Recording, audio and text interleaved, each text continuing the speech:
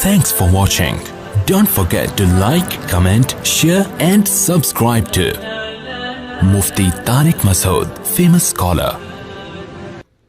الحمدللہ نحمدہ ونصلی علی رسولہ الکریم اما بعد فاعوذ باللہ من الشیطان الرجیم بسم اللہ الرحمن الرحیم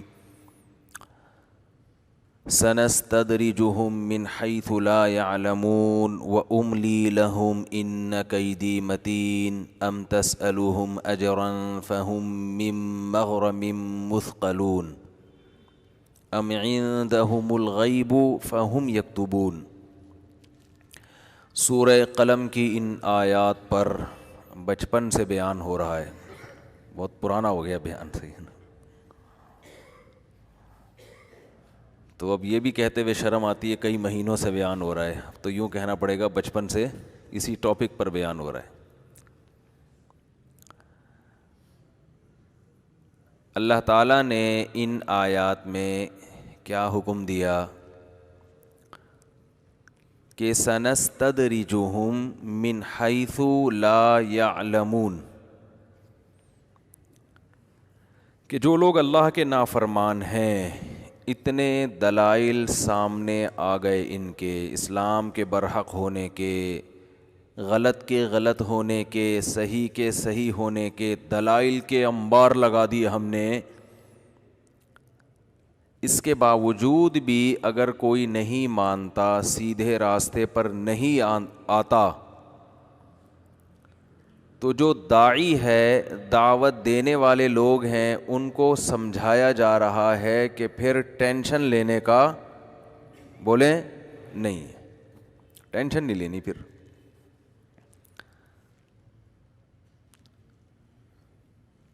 اے اللہ ٹینشن ہم نہیں لیتے، ٹھیک ہے، ہمارا کام تو سیدھی بات سمجھانا ہے، پھر بھی یہ نہیں سمجھ رہے، ہم ٹینشن نہیں لیتے، لیکن تو بھی تو کچھ کرنا، تو ان کو سزا دے، تو دنیا کو بتا دے کہ یہ لوگ غلط ہیں، تو ان کو پنپنے ہی نہ دے، تو بھی تو کھلا بھی انہی کو رہا ہے زیادہ ہے بھائی، نواز بھی انہی کو زیادہ رہا ہے، تو موٹے بھی یہی ہوتے جا رہے ہیں، مزے بھی انہی کی ہیں، چل تو بھی برابر برابر معاملہ کر لے کہ جو نافرمان ہیں ان کو سزا نہیں ملتی، تو کم از کم فرما برداروں کو، جو نیک لوگ ہیں، وہ آزمائشوں میں کیوں ہیں اتنے۔ میری 2-4 دن پہلے کسی سے ملاقات ہوئی، وہ لندن سے آئے تھے، تو مجھے کہنے لگے کہ میں وہاں ایک فزیکل فٹنس کا ایک ادارے ہوتے ہیں نا، تو اس میں ایک ٹرینر ہے انگریز، اس سے ٹریننگ لے رہا ہوں باڈی کو فٹ کرنے کے لیے۔ تو کہتے ہیں کہ وہ ایتھیسٹ ہے، وہ خدا کو نہیں مانتا، کہتے ہیں وہ مجھ پہ طنز کرتا ہے، میرے دل میں اس نے عجیب عجیب وسوسے ڈال دیے ہیں، کیونکہ یہ تو بالکل ہی فری اسٹائل ہوتے ہیں نا جو خدا کو مانتے ہی نہیں ہیں۔ کہہ رہے وہ مجھے کہتا ہے کہ تمہیں مجھ سے ٹریننگ لینے کی کیا ضرورت ہے، تم جب خدا پر ایمان رکھتے ہو تو وہ تمہاری باڈی کو خود ہی ٹھیک کر دے، ہے بھائی، تمہیں یہ تکلف کی ضرورت کیا ہے؟ یعنی تمہیں خدا ایمان لانے کے بعد تمہارے ساتھ کوئی امتیازی سلوک تو کر نہیں رہا وہ، تو کیا فائدہ ایسے خدا کو ماننے کا؟ یعنی میں نہیں مانتا تو میں تو فٹ ہوں، اس گورے نے کہا، تم مانتے ہو تو تم ٹریننگ کس سے لے رہے ہو؟ مجھ سے، تو تمہارا خدا ڈائریکٹ کیوں نہیں کر دیتا ٹھیک تمہیں؟ سمجھ میں آ رہی ہے بات کہ نہیں آ رہی ہے؟ تو پھر اس خدا کے ہونے کا فائدہ کیا جو تمہارا پیٹ اندر نہیں کر سکتا؟ اب یہ میں اپنے الفاظ میں اس انگریز کی بات کو ڈیفائن کر رہا ہوں، جو تمہاری توند کم نہیں کر سکتا، جو تم اس کے لیے بھی کسی کافر سے رابطہ کر رہے ہو۔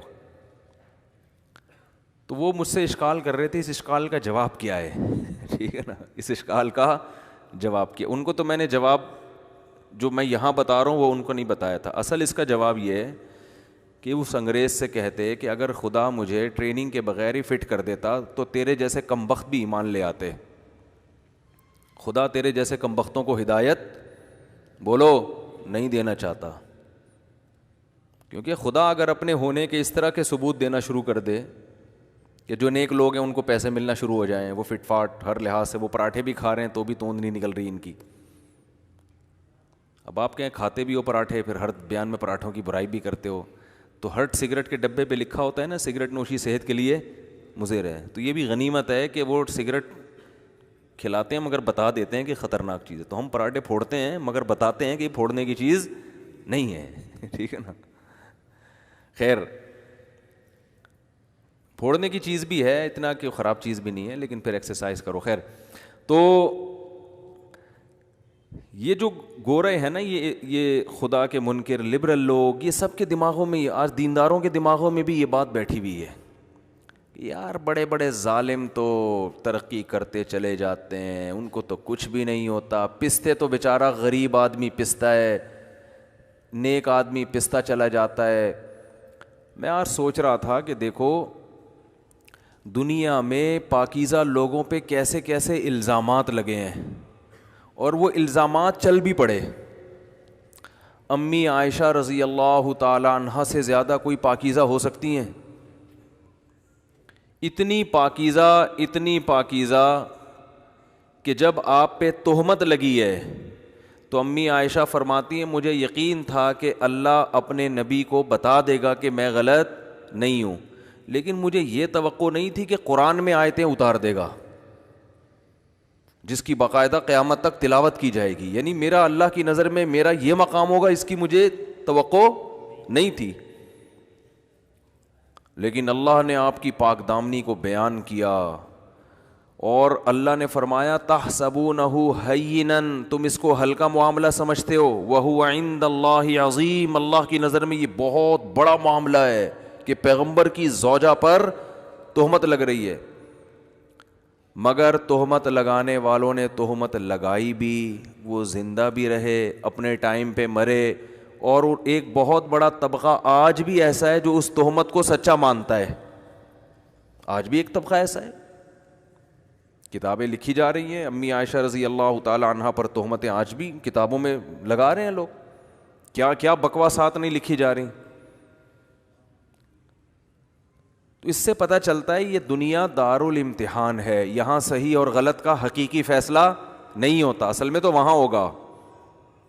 اور تہمت لگانے والوں نے امی عائشہ جیسی پاک دامن پہ تہمت کس بیس پہ لگائی کہ ہار گم گیا تھا, اکیلی رہ گئیں, صحابہ کو پتہ نہیں چلا, تو صحابی رسول ان کو لے کر اپنے ساتھ مدینہ میں داخل ہوتے ہیں. تو یہ بدگمانی ہے نا کہ فوراً اس کو غلط رخ دے دیا. معاذ اللہ, مجھے تو بولتے ہوئے بھی ڈر لگ رہا ہے. آج بھی ایسا ہوتا ہے کہ ذرا سی بات پر فوراً تہمت لگا دی جاتی ہے.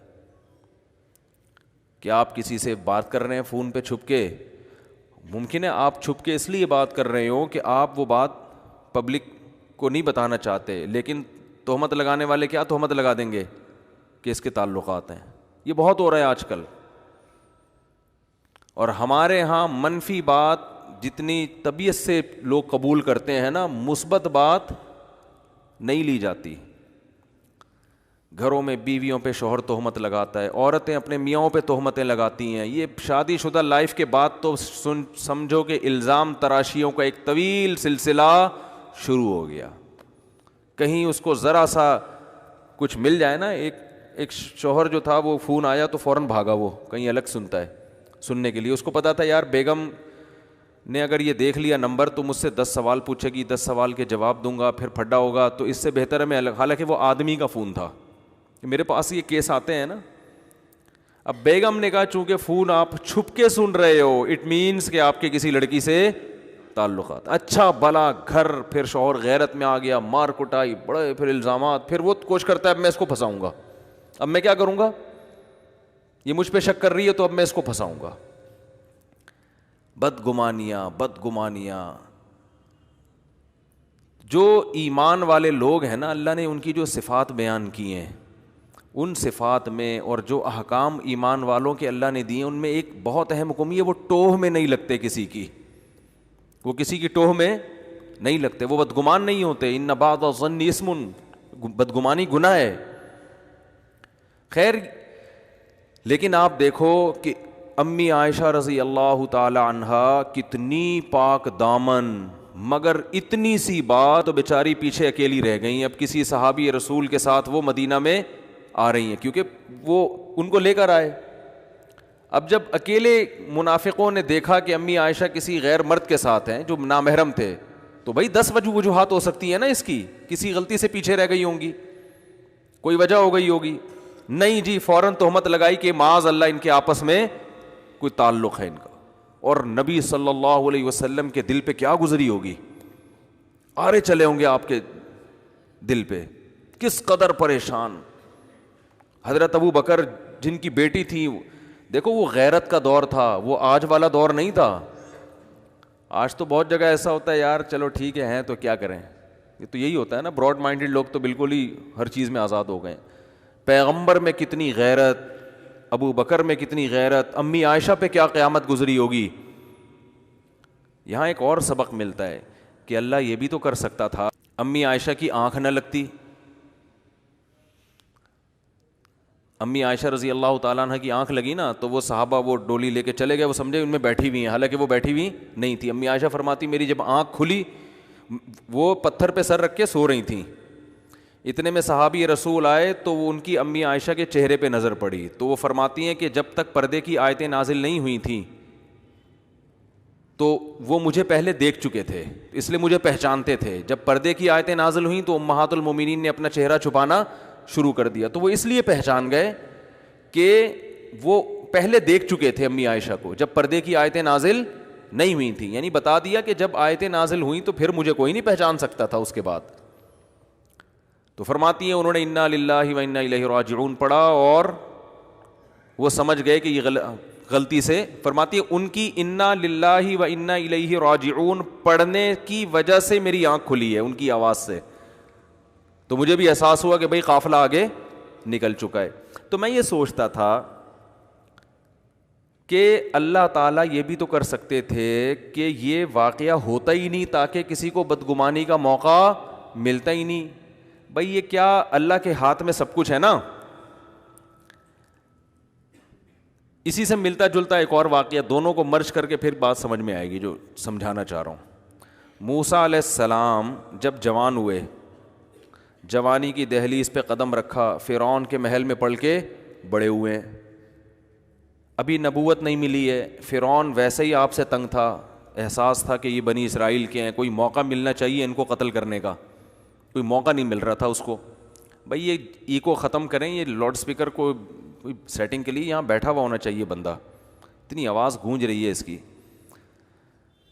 تو حضرت موسیٰ علیہ السلام فرعون کے محل میں پڑ کے جوان ہوئے، ابھی جوانی کی دہلیز پہ قدم رکھا ہے، ابھی کام کرنے کا وقت آیا ہے. اب اللہ نے جو آپ سے دین کا کام لینا ہے اس کا ٹائم اب آ چکا ہے. لیکن ہو کیا رہا ہے؟ بظاہر بڑے الٹے کام ہو رہے ہیں. ہو یہ رہا ہے کہ حضرت موسیٰ علیہ السلام مدینہ شہر میں جب نکلتے ہیں مصر میں، تو دیکھا کہ ایک فرعونی کی لڑائی ہو رہی ہے بنی اسرائیلی کے ساتھ. دونوں کا آپس میں کیا ہو رہا ہے؟ بولو نا یار، پھڈا ہو رہا ہے.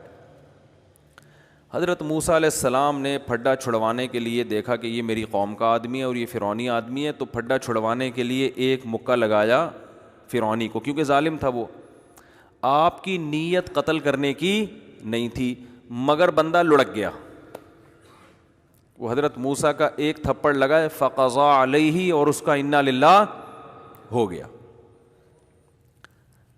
اب موسیٰ علیہ السلام پریشان، یہ کیا ہو گیا؟ اب دیکھیں بظاہر کام صحیح ہونے کے بجائے کیا ہو رہے ہیں؟ الٹے ہو رہے ہیں کام. بھائی اب تو نبوت ملنی ہے، اب تو اللہ نے آپ سے کام لینا ہے، اب تو کوئی ایسا واقعہ ہونا ہی نہیں چاہیے جس سے آپ موسٹ وانٹیڈ بن جائیں. لیکن اللہ کے کام دیکھو. اور یہ حضرت موسیٰ نے اعتراف کیا یہ تو شیطان نے مجھ سے کروا دیا، یہ کیا ہو گیا؟ یہ غلطی ہو گئی ہے، بندہ تو میں نے مارنا ہی نہیں تھا. اور اللہ سے توبہ استغفار بھی کر رہے ہیں کہ تو بندہ ہی مر گیا. اللہ فرماتے ہم نے معاف کر دیا. تو پہلی غلطی بظاہر غلطی، یہ میں اس سے نا آپ کو ایک سبق بتانا چاہتا ہوں. اس سے نتیجہ کیا نکلتا ہے؟ کام صحیح ہو رہا ہے یا بظاہر الٹا ہو رہا ہے؟ الٹا ہو رہا ہے کام. ایک طرف اللہ کہہ رہا ہے کہ میں آپ کے ذریعے فرعون کی حکومت کا خاتمہ کروں گا, تو اللہ اب تو موسیٰ علیہ السلام سے غیر قانونی کام کوئی ہونا ہی نہیں چاہیے تاکہ کوئی انگلی نہ اٹھا سکے. چلو یہ ہو گیا, بندہ مر گیا, حضرت موسیٰ علیہ السلام پریشان ہوئے کہ یہ ہو گیا غلط کام, توبہ استغفار کرو. اللہ نے کہا میں نے معاف کیا.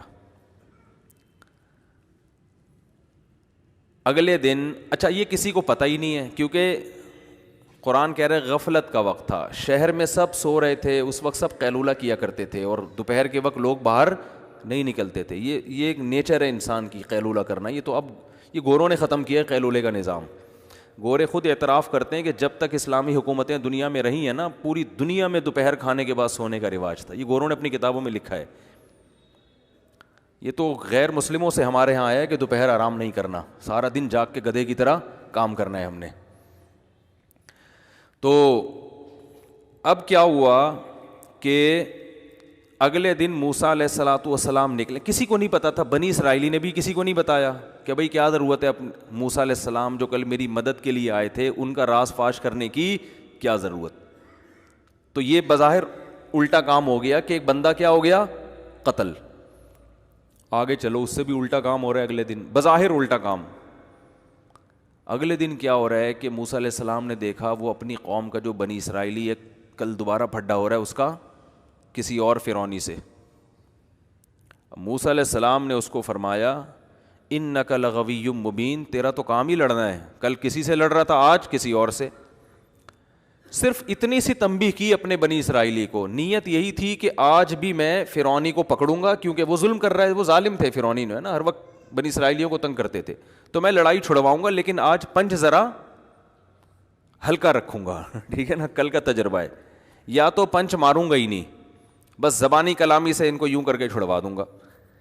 جب موسیٰ علیہ السلام قریب آئے اور ارادہ کیا کہ فرعونی کو پکڑیں, ارادہ ہے فرعونی کو پکڑنے کا, لیکن بنی اسرائیلی ڈر گیا. اس نے کہا کہ انہوں نے مجھے تانا دیا ہے کہ تو ہے ہی لڑاکو, تیرا کام ہی لڑنا ہے, تو اس کا مطلب آج پنچ کس کو پڑے گا؟ آج جو مکہ پڑے گا وہ کس کو؟ مجھ کو. اور اس نے کہا یار کل ایک مکے سے وہ بندہ ٹہل گیا, تو اگر ان کا تو تھوڑا سا تھپڑ بھی پڑ گیا, ٹہلا نہیں بھی, تو کوئی نہ کوئی نٹ بولٹ میرا ڈھیلا ہو جائے گا, کہیں نہ کہیں سے میری سیٹنگ, کوئی ریڑھ کی ہڈی کی پرابلم ہو سکتی ہے ہمیشہ کے لیے, یا کوئی دانت غائب ہو سکتا ہے میرا, کچھ تو ہوگا نا, کتنی بھی احتیاط کر لیں. تو اس نے بے صبری کا مظاہرہ کیا, اپنی قوم کا آدمی بے صبری کا مظاہرہ کیا. تو چل بھائی تو بے صبری کا مظاہرہ کرتے ہوئے چیخ لیتا کہ موسیٰ مجھے نہیں مارو میں بھاگ رہا ہوں, یہ کہہ دیتا نا, یا میں چھوڑ رہا ہوں بس. نہیں, لا, ایسا نالائق کہ اس نے فوراً کہا اتريد ان تقتلني كما قتلت نفسا بالامس, اے موسیٰ کیا تو چاہتا ہے کہ جیسے تو نے کل ایک بندہ کو قتل کیا ہے تو مجھے اسی طرح قتل کرنا چاہتا ہے؟ یہ بات اس نے کہی اور بات لیک آؤٹ ہو گئی. فرعون تو پہلے ہی تلاش کر رہا تھا, کل جو ہمارے کسی درباری کی لاش ملی ہے جس کے قاتل کا نہیں پتا چل رہا, وہ تو اس نے لوگ بھیجے ہوئے تھے بھائی اس کے قاتل کا پتا چلاؤ. اور کتنی بڑی غلطی بنی اسرائیلی سے ہوئی کہ اس نے قاتل کا پتا, قاتل بتا دی کہ موسیٰ علیہ السلام تھے. اس نے فوراً چیخ اٹھا کہ اے موسیٰ آج تو مجھے ایسے قتل کرنا چاہتا ہے جیسے کل تو نے ایک بندے کو قتل کیا ہے. یہ کتنی بڑی غلطی ہوئی کہ نہیں ہوئی؟ تو کیا اللہ یہ غلطی روک نہیں سکتا تھا؟ بولتے کیوں نہیں بھائی, اللہ تو چاہتا تو یہ پھڈا نہ ہونے دیتا. اللہ کہتا میں نے موسیٰ کلیم اللہ کو اپنے لیے رکھا ہوا ہے, ان سے میں نے کام لینا ہے, ان کو ان پھڈوں میں نہیں ڈالنا میں نے ابھی, اس میں تو یہ مصیبت میں پڑ جائیں گے, ٹینشنوں میں آ جائیں گے, ان کے لیے آگے بڑی ٹینشنیں ہیں, تو یہ کیا ہے, یہ کسی اور کو لڑواؤ اس میں. نہ اللہ نے موسیٰ علیہ السلام سے پنچ بھی لگوایا, بندہ بھی انا للہ ہوا, توبہ استغفار بھی کروائی, معاف بھی کیا, اور پھر اگلے دن دوبارہ وہی پھڈا ہو رہا ہے. موسیٰ علیہ السلام جا رہے ہیں, موسیٰ علیہ السلام اس کا مار کسی اور کو رہے ہیں, جس کی مدد کے لیے جا رہے ہیں وہی کمبخت کیا کر رہا ہے, پکڑوا رہا ہے ان کو. تو اس سے پتہ چلتا ہے کہ بھائی آپ جو ہے نا, جو کام اللہ نے آپ کے ذمے لگائے اس میں لگے رہو, پھر حالات کو مت دیکھو کیا ہو رہے ہیں. جیسے بھی آڑے ترچھے حالات ہو رہے ہیں نا وہ آپ کے فیور میں ہو رہے ہیں. یہ سارے حالات حضرت موسیٰ کے فیور میں ہو رہے تھے. کیسے فیور میں ہو رہے تھے؟ یہ ایسے فیور میں ہو رہے تھے کہ اس بہانے حضرت موسیٰ کو مصر چھوڑنا پڑا. اور کہاں جانا پڑا؟ مدین. ورنہ اپنا ملک چھوڑنا آسان نہیں ہوتا. اب آسان ہو گیا کہ بھائی نہیں جاؤں گا تو قتل کر دیا جاؤں گا. اور اللہ حضرت موسیٰ علیہ السلام کو 10 سال کے لیے فرعون کی ٹینشن سے آزاد کرنا چاہتا تھا, آپ کی شادی کرانا چاہتا تھا کہ آپ یہاں سے جاؤ اور مدین میں جاؤ, وہاں نیک لوگ ہیں, ان کی نیک بیٹیاں ہیں, اچھے گھرانے میں آپ کی اس بہانے کیا ہو جائے گی؟ شادی ہو جائے گی آپ کی اس بہانے. 10 سال بکریاں چراؤ گے آپ, ورنہ کون جاتا ہے بھائی؟ بکریاں چرانے سے بھی آپ کی ٹریننگ ہوگی اور آپ کو ایک اچھا خاندان مل جائے گا. باقی یہ جو فرعون کا مسئلہ ہے یہ میں دیکھ لوں گا اس کو. اللہ حضرت موسیٰ کو بتا نہیں رہے, لیکن اللہ نے یہ فیصلے کیے ہوئے ہیں سارے. تو یہ غلطیوں پہ غلطیاں ہو رہی ہیں, لیکن یہ غلطیاں نہیں ہو رہی, یہ اصل میں یہ صحیح ہو رہا ہے سب کچھ. تو حضرت موسیٰ علیہ السلام جا رہے ہیں, پھر 10 سال کے بعد اپنی زوجہ کو لے کر واپس آ رہے ہیں. پھر اللہ نے نبوت عطا فرمائی اور فرمایا کہ جاؤ فرعون کے پاس. حضرت موسیٰ نے سب سے پہلے اشکال یہی کیا, میں نے تو نفس بندے کو قتل کیا, میں تو موسٹ وانٹیڈ ہوں, جس حکومت کا میں موسٹ وانٹیڈ ہوں اسی حکومت کے پاس اے اللہ تو مجھے کہہ رہا ہے اسی فرعون کے بہل میں جا کے میں بات چیت کروں اس سے. تو اللہ نے کیا فرمایا؟ اذهبا اننی معکما, آپ اور ہارون جاؤ. کلا, ایسا نہیں ہو سکتا, فرعون آپ کا کچھ بھی نہیں بگاڑ سکتا, میں آپ دونوں کے ساتھ ہوں. تو اس سے بھائی یہ پتہ چلتا ہے, امی عائشہ رضی اللہ تعالیٰ عنہ کا بھی دیکھ لو کہ اللہ چاہتا تو نہ یہ آپ کی آنکھ لگتی, اللہ چاہتا تو نہ اس طرح سے کسی کو تہمت لگانے کا کوئی موقع ملتا, مگر یہ ہونے دیا. قیامت تک آنے والے انسانوں کو سبق, بہت سارے اسباق ملے اس واقعے میں. اللہ نے فرمایا تم اس کو اپنے حق میں غلط سمجھتے ہو, امی عائشہ کا جو واقعہ ہوا تھا, لیکن اللہ کی نظر میں یہ تمہارے لیے کیا ہے؟ بہتر ہے. اس سے منافقین تمہارے سامنے آ گئے, مخلص لوگ تمہارے سامنے آ گئے, اور ایک اصول سامنے آ گیا کہ جو نیگیٹو سوچ رکھنے والے لوگ ہیں وہ قافیے ملا کے, قرائن ملا کے اور صغرے کبرے ملا کر کسی پر کچھ بھی الزام لگا سکتے ہیں. وہ اس دنیا میں سب کچھ ہو سکتا ہے. یہ جو لوگ کہتے ہیں نا پاک دامن اور نیک لوگوں پہ الزام نہیں لگتے, یہ غلط ہے. بڑے بڑے پاکیزہ لوگوں پہ الزام لگتے بھی ہیں اور وہ الزام پنپتے بھی ہیں, چل بھی جاتے ہیں, لوگ ان کو برا سمجھنا بھی شروع کر دیتے ہیں, ایسا بھی ہوتا ہے. اور ہر ایک کی برات کا اللہ اعلان بھی نہیں کرتا. یہ تو امی عائشہ کی برات کا اللہ نے اعلان کیا, ہر ایک کی برات کا تھوڑی اعلان ہوگا. اصل تو آخرت ہے, قیامت ہے, جہاں اعلانات ہوں گے, جہاں پتہ چلے گا کہ یوم تبلی السرائر, جس دن سینوں کے راز کھولے جائیں گے. یہ تو آخرت میں پتہ چلے گا. تو اللہ کا معاملہ اپنے بندوں کے ساتھ ایسا ہے کہ ہمیں اللہ نے بتا دیا کہ تم جیسا میں کہہ رہا ہوں ویسا کرو, اور پھر زمین کے نقشوں کو مت دیکھو کہ حالات کس طرف جا رہے ہیں, صحیح ہو رہا ہے تمہارے حق میں, یہ غلط ہو رہا ہے. غلط ہونا بھی صحیح ہے, اور اگر اللہ کی مان کے نہیں چل رہے تو صحیح ہونا بھی کیا ہے؟ غلط ہے. وہ پھر صحیح بھی غلط. فرعون کے ساتھ سب کچھ صحیح ہو رہا تھا, فرعون کے ساتھ سب کچھ کیا ہو رہا تھا؟ بولو نا. فرعون کو اتنا خوش ہوا ہوگا جب پتہ چلا ہوگا یہ قاتل موسیٰ علیہ السلام ہے. فرعون نے کہا اب تو مجھے پکڑنے کا موقع مل گیا, میں تو چاہ رہا تھا کوئی کیس بنے ان کے اوپر. لیکن فرعون کو نہیں پتا تھا کہ یہ جو آج تو خوش ہو رہا ہے نا, یہ تیری خوشی بہت جلد اس کا مزہ کرکرا ہونے والا ہے. صحیح ہے. یہ اللہ موسیٰ علیہ السلام کو مصر سے نکالنا چاہتے ہیں اور نکال کے پیغمبر بنا کے یہاں لے کر آئیں گے. نکلنے کا اور بظاہر کوئی سبب نہیں تھا. اللہ نے زمین کو اسباب کے ساتھ جوڑا ہوا ہے نا, دنیا کو کوئی نہ کوئی سبب ہوتا ہے کسی چیز کا, تو کام آگے اس پر ہوتے ہیں. تو میں وہ جو واقعہ بتا رہا تھا نا کہ ان کے جو انگریز ٹرینر نے کہا کہ خدا, اگر تم خدا پر ایمان رکھتے ہو تو مسلمان اتنے نیک ہو تو تم مجھ سے ٹریننگ کیوں لے رہے ہو؟ اللہ سے دعا مانگو, وہ تمہیں اتنے پراٹھوں کے بغیر ہی, پراٹھوں سے پرہیز کے بغیر ہی کیا کر دے گا, بالکل سیٹنگ پہ تمہاری باڈی کو لے آئے گا. تو میں نے کہا, میں نے ان کو جواب نہیں دیا کہ وہ ویسے ہی ناراض ہو جاتے. میں نے کہا اصل آپ کو بتا رہا ہوں, اصل جواب یہ ہے کہ اس انگریز کو جواب یہ دینا چاہیے تھا کہ اللہ نے مجھے بغیر ٹریننگ کے اور تیرے جیسے کمبخت کا استاذ مجھے اس لیے بنایا ہے, ٹھیک ہے نا, کہ اگر بغیر سبب کہ اللہ اپنے پر ایمان لانے سے ہی ساری چیزیں ٹھیک کر دیتا تو تیرے جیسے کمبخت لوگ بھی ایمان لے آتے. اللہ نہیں چاہتا کہ تمہارے جیسے کمبخت لوگ ایمان لائیں. ایمان وہ لائیں جو کھوپڑی بولو استعمال کرتے ہیں. کیونکہ اگر دنیا میں ایسا ہونے لگتا, ادھر آپ نے نیکی شروع کی, آپ اچھے بن گئے اور آپ کے سارے حالات ٹھیک ہونا, تو کون غیر مسلم پھر غیر مسلم رہے گا؟ وہ تو سارے مسلمان ہو جائیں گے. تو نہ صرف یہ کہ بعض دفعہ حالات ٹھیک نہیں ہوتے, بلکہ جو نافرمان ہوتے ہیں ان کے حالات بظاہر اور اچھے ہونا شروع ہو جاتے ہیں. بظاہر اس لیے کہہ رہا ہوں اس میں حقیقت میں برکت نہیں ہوتی ہے, لیکن بظاہر وہ اور پنپنا شروع کرتے ہیں اور خوشیاں ملتی ہیں ان کو. تو اسی کو اللہ نے سورہ قلم میں فرمایا سنستدرجہم, کہ دعوت دینے والے کو جب وہ دعوت دے, حق کا پرچار کر رہا ہو, لوگ نہیں مان رہے ہوں, پھر بھی پنپتے چلے جا رہے ہیں, عیاشی ہوتی چلی جا رہی ہے, تو اللہ فرماتے ہیں ان کو مجھے اکیلا چھوڑ دو. سنستدرجہم, میں ان کو مہلت دوں گا, ان کو نعمتیں دوں گا, من حیث لا یعلمون, ان کو پتہ بھی نہیں چلے گا کہ یہ ہو ہمارے ساتھ کیا رہا ہے. من حیث لا یعلمون کا یہ مطلب ان کو پتہ ہی نہیں چلے گا کہ یہ ہو کیا رہا ہے ہمارے ساتھ. یہ خوش ہوں گے, یہ خوش ہوں گے, یار یہ بھی ہو رہا ہے, وہ بھی ہو رہا ہے, یہ بھی ہو رہا ہے, وہ بھی, سارے کام بن رہے ہیں, اور یہ دینداروں کو دیکھو. تو اللہ فرماتے ہیں یہ اس کو کہتے ہیں استدراج. یہ لفظ یاد کر لیں. دیکھو جب اللہ کی طرف سے خوشحالی آتی ہے نا, نعمتیں آتی ہیں, تو بعض دفعہ یہ نعمت نہیں ہوتی بلکہ ڈھیل ہوتی ہے. استدراج کو اردو میں ہم کہہ سکتے ہیں ڈھیل. جیسے مجرم کو بعض دفعہ کیا دی جاتی ہے, ڈھیل. پھانسی کے مجرم کو پھانسی دینے سے پہلے پروٹوکول دیا جاتا ہے نا, کیا خیال ہے بھائی؟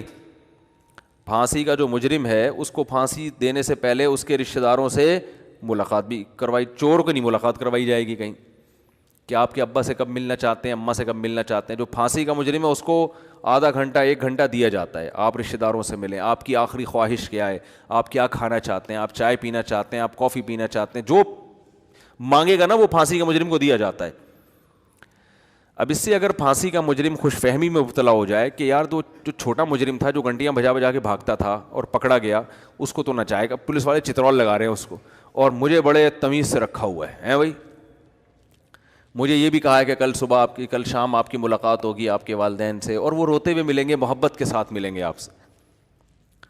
تو جیسے پھانسی کا مجرم جو اس نعمت کو نعمت سمجھ رہا ہے تو وہ بہت بڑا بیوقوف ہے, ایسے ہی جو آدمی گناہوں کے اندر مبتلا ہے وہ اگر سمجھ رہا ہے کہ میرے پاس پیسہ, میری اولاد اور میرا بینک بیلنس اور میری عزت, اور اگلے سال الیکشن میں بھی میں جیت کے آ رہا ہوں, تو وہ بھی اس خوش فہمی میں مبتلا ہے, تو وہ بھی اس سے بھی بڑا بیوقوف ہے وہ. کیونکہ یہ ہو نہیں سکتا کہ اللہ اپنے دشمنوں کو نوازنا شروع کر دے. دنیا میں کوئی اپنے دشمنوں کو نوازتا نہیں ہے, یہ ہوتا نہیں ہے. ہمارے حضرت فرمایا کرتے تھے جو شخص اللہ کا نافرمان ہے نا اور اس کو نعمتیں مل رہی ہیں تو سمجھ لو یہ نعمت نہیں ہے, یہ ڈھیل ہے. یہ فرعون کی طرح آپ کو نعمتیں دی جا رہی ہیں, اللہ آخر میں ایک ہی دفعہ میں پکڑے گا آپ کو. تو اس لیے کسی کی نعمتوں کو دیکھ کر, کسی کی خوشحالی کو دیکھ کر, کسی کی خوشیوں کو دیکھ کر ذرہ برابر بھی متاثر ہونے کی ضرورت نہیں ہے. جو اہل اللہ ہوتے ہیں نا وہ تو دینی نعمتوں کو دیکھ کے بھی ڈرتے ہیں کہ یہ کہیں اللہ کی طرف سے ڈھیل تو نہیں ہے. حضرت مولانا الیاس رحمۃ اللہ علیہ جو تبلیغی جماعت کے بانیوں میں سے تھے, ان کے دل میں بڑی فکر تھی کہ جب انگریز نے بر صغیر پر قبضہ کر لیا تو بہت دیہاتوں میں ارتداد پھیل گیا, مرتد ہونا شروع ہو گئے لوگ. یہ بہت فکر میں رہتے تھے کہ یہ مسلمانوں کو ہو کیا رہا ہے, کلمے کا لفظ پڑھنا نہیں جانتے تھے, یعنی اتنی جہالت پھیل رہی تھی. مدارس ختم کر دیے تھے انگریز نے, سارے تباہ و برباد کر دیا تھا مدرسوں کو. تو یہ بہت فکر, یہ راتوں کو اٹھ کے پریشان, نیند اڑ جاتی تھی ان کی کہ بھئی کیا کروں میں. تو بہت کبھی ان کا خیال آتا کہ میں بھی مدرسہ بناؤں. تو پھر یہ سوچتے کہ مدرسے میں تو محدود لوگ آتے ہیں نا, محدود بچے ہوتے ہیں, محدود لوگ ہوتے ہیں. یہ اتنی بڑی قوم جو اتنے لاکھوں لوگ ہیں ہندوستان کے, جس میں پاکستان اور بنگلہ دیش بھی تھا, ان کے ایمان کو کیسے بچایا جائے؟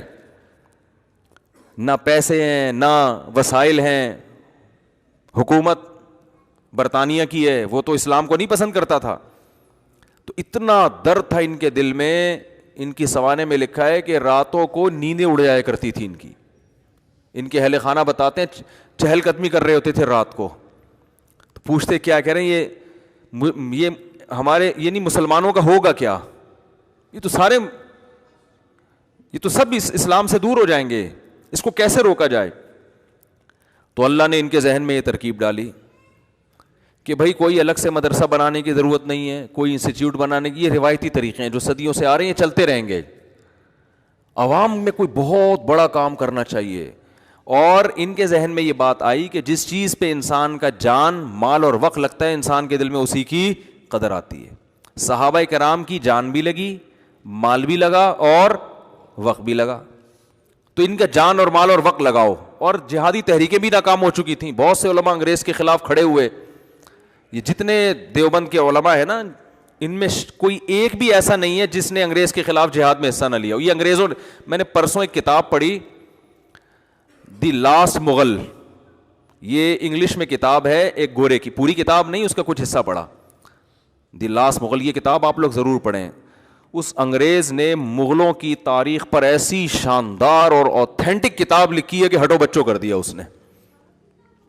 کیونکہ اس نے جب کوئی واقعات بیان کیے نا مغل حکومت کے خاتمے کے, تو اس واقعات میں اس نے اس زمانے کے اخباروں کے ٹکڑے بھی پیش کیے ہیں, ان کی تصویریں لے لے کے. یعنی کتنی ایک مستند کتاب لکھی نا اس نے. اس کتاب میں ایک بات لکھی ہے, وہ میں نے اسکرین شاٹ بھی لیا ہوا ہے اس کا اپنے موبائل میں, کبھی موقع ملا تو آپ کو دکھاؤں گا انشاءاللہ, کہ انگریز جب بر صغیر میں آیا تو جو مسلمان حکمران تھے نا, جو مغل بادشاہوں کے جو شہزادے اور شعراء, یہ لوگ پوری رات مشاعرہ کرتے, اور جب فجر کی اذان ہوتی تو یہ سونے کے لیے جا رہے ہوتے تھے. رات بھر کیا چل رہا ہوتا تھا ان کا, یہ فیوچر کی پلاننگ ہو رہی تھی ان کی. رات بھر شعر و شاعری کے پروگرام چلتے, مرزا غالب بھی تشریف فرما ہوتے اس میں, ساری رات شاعری چلتی, اور حکمران صبح سونے کے لیے کہاں جا رہے ہوتے, پھر شہزادے اور یہ جتنے بڑے لوگ ہیں نا یہ سب سونے کے لیے جا رہے ہوتے تھے. اور انگریز صبح 4 بجے اذان سے پہلے اٹھ کے ایکسرسائز کر رہا ہوتا تھا. نہیں آ رہی بات, میرا خیال ہے. اب آپ مجھے بتاؤ, ایک قوم ساری رات شاعری سنتی ہو, یا پب جی کھیلتی ہو, یا ڈرامے دیکھتی ہو. اب ڈرامے آ گئے, پب جی آ گیا, اب شاعری ختم ہو گئی. شاعری میں تو پھر بھی فائدہ تھا, کم از کم اردو ادب میں تو مہارت ہوتی نا, پب جی میں تو وہ بھی فائدہ نہیں ہے, وہ بھی نہیں ہے. تو ایک قوم جو رات 4 5 6 بجے سو رہی ہو, اور دوسری قوم جو 4 بجے اٹھ کے ورزش کر رہی ہو, تو فیوچر کس کے ہاتھ میں آئے گا بتاؤ؟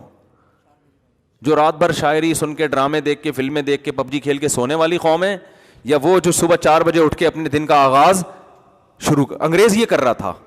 اور خدا کا قانون ہے, جو محنت کرتا ہے اللہ اسے عطا فرماتے ہیں. بغیر محنت کے نہیں ملتا. اگر بغیر محنت کے ملتا نا تو نبی صلی اللہ علیہ وسلم بدر میں تھوڑی آ کے لڑتے.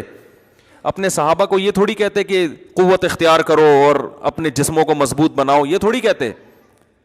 آج ہمارے ہاں دیندار لوگ چاہتے ہیں کہ ہم نیک بن کے سارا پروٹوکول حاصل کر لیں.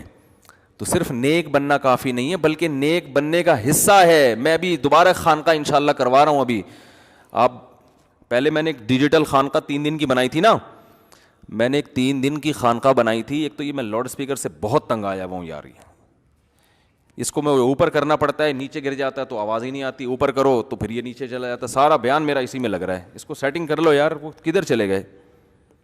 ہاں پتہ نہیں کہاں چلے گئے رفیع بھائی. تو اب میں یوں کرتا ہوں تو یہ پھر نیچے چلا جاتا ہے, نیچے جاتا تو آواز ختم ہو جاتی ہے, پھر اوپر لے کر آؤ تو پورا بیان زیادہ دماغ ادھر کے بجائے جو ہے نا, بولنے کے بجائے سارا اسی میں لگا ہوا ہے. اچھا اب دیکھو, تو ڈیجیٹل خانقاہ ایک تو خانقاہ ہوتی ہے جو بزرگوں کی خانقاہ ہوتی ہے, اس میں لوگ بڑے بنتے ہیں, اس میں کوئی شبہ نہیں ہے.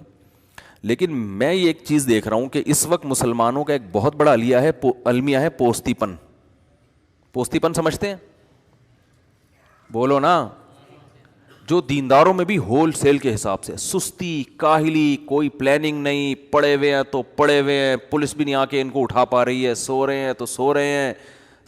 نماز کے لیے آ رہے ہوں گے ایسے خرامہ جیسے کسی نے دھکے دے کے نا گھر سے چترول لگا کے نکالا ہے. نہ چلنا جانتے ہیں, نہ بیٹھا ہوا ادھر ٹیڑھا میڑا, ادھر سے پتہ نہیں سیدھا بیٹھا ہی نہیں جاتا. ہمارے حضرت مفتی رشید احمد صاحب کے سامنے کوئی آ کے ٹیڑھا بیٹھتا تھا نا, اس کو کہتے کمر سیدھی کر کے بیٹھو, ایسے ڈانٹتے تھے اس کو کہ کیوں یوں کر کے کیوں بیٹھے ہوئے ہوتے ہیں نا لوگ, طرح بیٹھے ہوئے ہیں. حضرت فرمایا کمر سیدھی کرو. ایک دفعہ تو ایک صاحب کمر کیوں جھکا کے بیٹھے ہوئے, نے فرمایا کہ تھوڑا سا سیدھے کریں کمر نا. وہ سیدھی ہوئی تو فرمایا کہ میں آج تو اچھا بھلا قد ہے آپ کا, میں سمجھ رہا تھا آپ ٹھیکنے آدمی ہیں. ایک ہمارے جاننے والے بہت چھوٹے قد کے ہیں, اللہ تعالیٰ ان کو دنیا اور آخرت کی بھلائیاں دے, کسی کا مذاق مقصد نہیں ہے. وہ خود اپنا ایک دلچسپ واقعہ سنا رہے تھے. بہت چھوٹا قد ہے نا, جیسے بعض لوگ ہوتے ہیں نا بہت چھوٹے قد کے. تو ہم نے ان سے کہا یار آپ کا اتنا چھوٹا قد ہے, داڑھی ماشاء اللہ ان کی پوری. تو ہم نے کہا کوئی آپ کی زندگی میں دلچسپ واقعہ؟ انہوں نے کہا بہت واقعات ہیں. تو انہوں نے اپنا واقعہ سنایا. کہنے لگے کہ ایک دفعہ میں پاسپورٹ کی لائن میں کھڑا ہوا تھا, وہ مجھے پاسپورٹ دے ہی نہیں رہا نا, میں کھڑا ہوا ہوں, پچھلے والے گزرا مجھے دے نہیں رہا. تو میں چیخا, میں نے کہا بھائی میرا نمبر کب آئے گا؟ اس نے کہا کھڑا تو ہو پہلے, بیٹھا ہوا کیوں ہے؟ میں نے کہا بھائی میں ٹوٹل یہی ہوں, تو میں کھڑا وہی ہوں. تو وہ خود اپنے واقعات سناتے تھے, امید ہے انشاءاللہ ناراض نہیں ہوں گے وہ. تو خیر کیا کہہ رہا تھا میں؟ ہاں سست. تو میں نے 3 دن کی نا خانقاہ, اس خانقاہ میں یہ تھا ان کمبخت مریدوں کو بھگاؤ. کیا کرو؟ جو دیگیں کھا کھا کے مستنڈے ہو رہے ہیں نا موٹے موٹے. اب تبلیغ میں بھی جو بڑے اکابر ہیں, بزرگ ہیں, ان کے ساتھ کوئی وقت لگائے تو پھر تو ٹائٹ ہے. کوئی ہم جیسوں کے ساتھ ہی وقت لگا لے تو وہ اور سست ہو جاتا ہے. حقیقت بتا رہا ہوں آپ. تبلیغ میں 3 باتیں سکھائی جاتی ہیں, کم کھانا, کم سونا اور کم باتیں کرنا. اور اب پتہ کیا, یعنی میں اپنے جیسے نالائقوں کی بات کر رہا ہوں, کام کھانا, کام سونا اور کام باتیں کرنا. تو اور سست, ہر جگہ سستی ہے. گورنمنٹ کے اداروں میں صرف ایک فورسز کے ادارے ایسے ہوتے ہیں جہاں سستی کو وہ پنپنے نہیں دے. ان کا 7 بجے کا مطلب 7 بجے ہوتا ہے, 6 بجے کا مطلب 6 بجے ہوتا ہے, ٹھیک ہے نا. صرف ایک فورسز ہماری ایسی رہ گئی ہیں جن میں, اور وہ اگر سستی کا شکار ہو تو پھر تو بارڈر ہی غیر محفوظ ہو جائے گا نا. بھائی پتہ چلا کہ جی ابے نندن آیا ہے وہاں سے, اور یہاں پائلٹ کو کہا جا بھائی اس کو دیکھ یار. پائلٹ کہہ رہا ہے اچھا ابھی جا رہا ہوں یار, ابھی ذرا یار. جیسے گورنمنٹ کے اداروں میں ہوتا ہے, اگر پائلٹ یوں شروع کر دے بھائی ابے نندن آیا ہوا ہے, وہ تو اب پہنچ گیا بارڈر کراس کر کے. اب یہاں ایئر فورس آرڈر کر رہی ہے پائلٹ کو. ابھی نندن کے مقابلے میں جو پائلٹ گئے تھے, پتہ نہیں کیا نام ہے ان کا, عدنان صدیقی صاحب. تو وہ عدنان صدیقی کو گورنمنٹ آرڈر کرے گا بھائی جاؤ. عدنان صدیقی کہہ رہا ہے اچھا بھائی جا رہے ہیں ابھی یار, جا رہے ہیں, اتنی جلدی کیا ہے کہ پاگل ہو گئے, کوئی پیٹم بم لے کے آ رہا ہے کیا؟ جہاز ہی لا رہے ہیں نا. ہماری یہ باتیں ہوتی ہے نا, جہاز لایا ہے نا, کوئی ایٹم بم تو نہیں لے کر آیا, کوئی پوری فوج تھوڑی ہے. ایک بندہ آ رہا ہے, آرام سے جا رہے ہیں. ابھی وہ مسئلہ ہے, ابھی سانس آئی ہوئی ہیں, تھوڑا سا ان کو ڈیل کرنے دو, ٹھیک ہے نا. تو یہ تو شکر ہے فورسز میں یہ سستی نہیں ہے. ان کو وہ طبیعت سے دھو دیتے ہیں 2 سال. ہمارے اپنے 1-2 رشتے دار گئے نا آرمی میں, تو وہ میری والدہ, میرے ماموں گئے تھے آرمی میں, تو میری والدہ بتاتی ہیں جب میں ان سے ملنے جاتی تو موٹے موٹے آنسوں سے رو رہے ہوتے تھے وہ. اور وہ چاہتے تھے کوئی گیس ملنے کے لیے آیا کرے, تھوڑی دیر کی فرصت مل جاتی ہے اس بہانے. تو ٹھیک ہے خرابیاں بھی ہیں لیکن ایکٹیو ہو جاتا ہے انسان. میرے والد صاحب چونکہ نیوی میں تھے تو 63 سال کی عمر میں بھی ہم دیکھتے تھے صبح 4 بجے اٹھ کے ایکسرسائز کر رہے ہوتے تھے. وہ اپنا ایک ان کا معمول تھا, وہ پورا, سستی تھی نہیں ان میں. تو سستی ہم سب کا ایک المیہ ہے. بات کریں گے تو ایسے منمناتے ہوئے آدمی کا پتہ نہیں چلا. بھائی تو پورے الفاظ تو طبیعت سے نکال لے زبان سے, تو خود ہی کھائے جا رہے اپنے الفاظ ہیں. لوگ آتے ہیں نا, بول تو تجوید کے ساتھ, ایک ایک لفظ واضح ہو, لیکن سستی بولنے میں. فون پہ بات کر رہے ہوتے ہیں, آواز ہی نہیں آ رہی ہوتی, بھائی تھوڑا زور سے بول لو یار. تو یہ ہمارا بہت بڑا مسئلہ ہے جس سے ہم اجتماعی سطح پہ تباہ ہو رہے ہیں. اور سست آدمی دیندار نہیں ہو. دینداری کا گیٹ اپ بنا سکتا ہے, داڑھی بڑی ہو سکتی ہے سستی میں کہ کاٹنے کا ٹائم ہی نہیں ملا اس کو, صحیح ہے نا. تو گیٹ اپ تو بن سکتا ہے لیکن دیندار نہیں بن سکتا. یہ میرا ٹاپک نہیں ہے, جلدی سے بات سمیٹ کے میں جو اپنے اصل ٹاپک کی طرف آتا ہوں. تو ہم نے خانقاہ 3 دن کی کروائی تھی. شیخ صاحب بھی اس میں دوڑے تھے, میں شیخ تھا, میں پیر و مرشد تھا. تو میں نے 3 دن جو ہے نا ہم نے کنٹری کلب میں بلایا سب کو. کنٹری کلب تھا, پتہ نہیں کون سا کلب تھا, نام یاد نہیں مجھے. ان سے پیسے لیے اسی کے کہ اصلاح کے لیے روکڑا خرچ کرو اپنا. کیا خرچ کرو؟ روکڑا. فری پھوکڑ کا لنگر نہیں ملے گا یہاں پہ تمہیں, روکڑا خرچ کرو. تمہارے خرچے پہ ہم تمہیں ہوٹل میں کرایہ لے کے, حالانکہ ہم کر سکتے تھے, ہمارے پاس ذرائع وسائل ہو جاتے ہیں الحمدللہ, لیکن ہم نے کہا نہیں, فری پھوکٹ والی اصلاح یہ اصلاح ہوتی نہیں ہے. اس میں تو آ جائیں گے لوگ, چلو آدھا کراچی آ جائے گا یار, چلو بھاگ لیں گے 4 بجے, فری میں مل رہا ہے نا, تھوڑی آپ کے خرچے پہ آپ کی اصلاح ہوگی. تو اس میں پھر ان کو 4 بجے بھگاتا تھا. تو ہو سکتا ہے کوئی کہتا ہے یہ کون سی اصلاح, یہ کون سی آخرت کی محبت پیدا ہو رہی ہے یار, قبر کا عذاب بتاؤ, میدان حشر کی سختیاں بتاؤ, یہ ہوتی ہے اصلاح, یہ کیا 4 بجے اٹھ کے بھگا رہے ہو. تو میں ان کو پہلے بتا دیا تھا کہ یہاں اس وقت 3 دن میں آپ کا پیر ہوں, اور پیر کا مطلب یہ ہوتا ہے جو وہ کہہ رہا ہے اس پہ آپ نے عمل کرنا ہے. تو بھگایا ہم نے 3 دن ان کو. تو لیکن اب سوچ رہا ہوں 3 دن سے 40 دن کا ہونا چاہیے, اس میں میری اپنی بھی اصلاح ہوگی نا, ہم بھی تو بھاگیں گے 4 بجے اٹھ کے. تو یہ بہت بڑے مسائل ہیں. تو وہ انگریز نے کتاب لکھی ہے, ابھی بھی وہ زندہ ہے گورا, اور بہت اوتھینٹک کتاب ہے ہسٹری پہ. انگریز بعض کام بڑے خاندانی کرتے, چھوڑو بھی ہوتے ہیں, ایسا نہیں ہے کہ سارے صحیح ہوتے ہیں, لیکن اگر ان میں کوئی فیصلہ کر لینا کہ میں نے ریسرچ کرنی ہے تو وہ ریسرچ کا حق ادا کرتا ہے. اس نے اس زمانے کے اخباروں کے ٹکڑے, ان کی تصویریں بھی ڈالی ہیں. تو اس نے یہ لکھا ہے کہ صبح 4 بجے یا 5 بجے جب فجر کی اذانیں ہوتی تھیں تو مغل بادشاہوں کے مشاعرے ختم ہوتے تھے, یہ سونے کے لیے جا رہے ہوتے تھے, اور انگریز صبح 4 بجے اٹھ کے ایکسرسائز کر رہا ہوتا تھا. تو ظاہر ہے پھر حکومت کس کے پاس آنی تھی؟